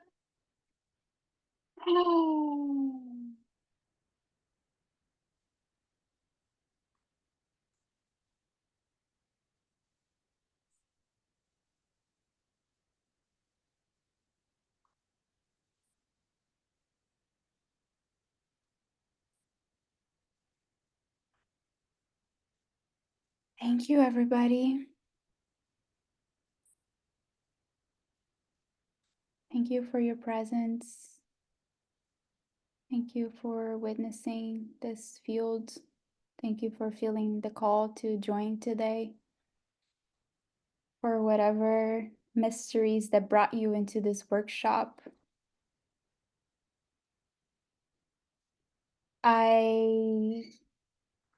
If I have a way for everyone to stay connected, you let me know. I mean, my way to stay in connection with you all, that's my way to stay in connection with you. It's through the email right now, the newsletter. I don't have a community.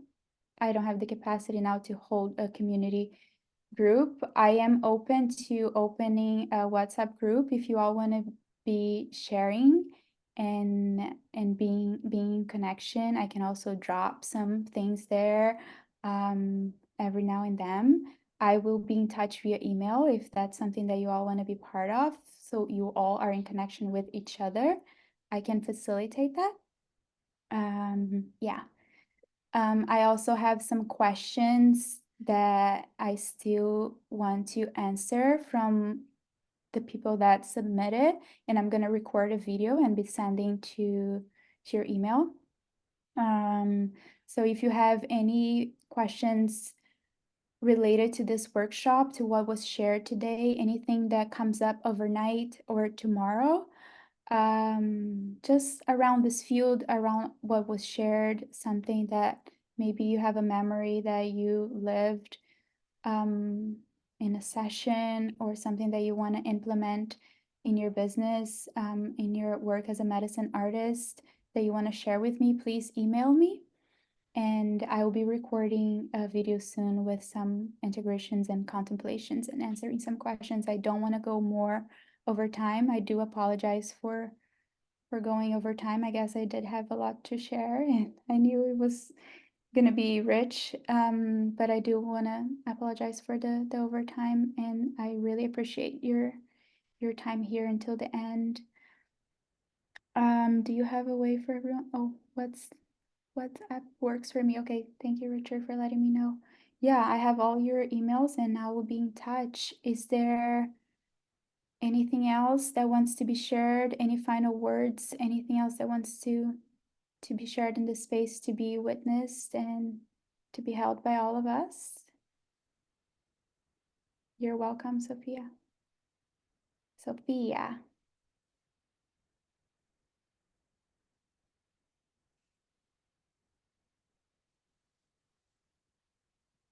Yeah, much gratitude to everyone.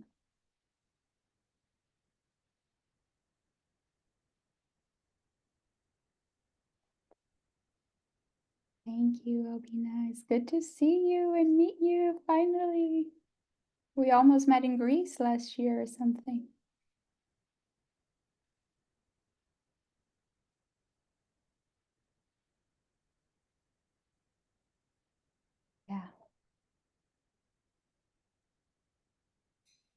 Yeah, so Portrait School will be offering more workshops and offerings and live immersions and retreats even soon. So you'll be in the loop and in touch. Looking forward to you coming to Bay Area. I want to come in a couple months. I think in August will happen. August? I think so. I'll reach out to you. I'll let you know. Thank you.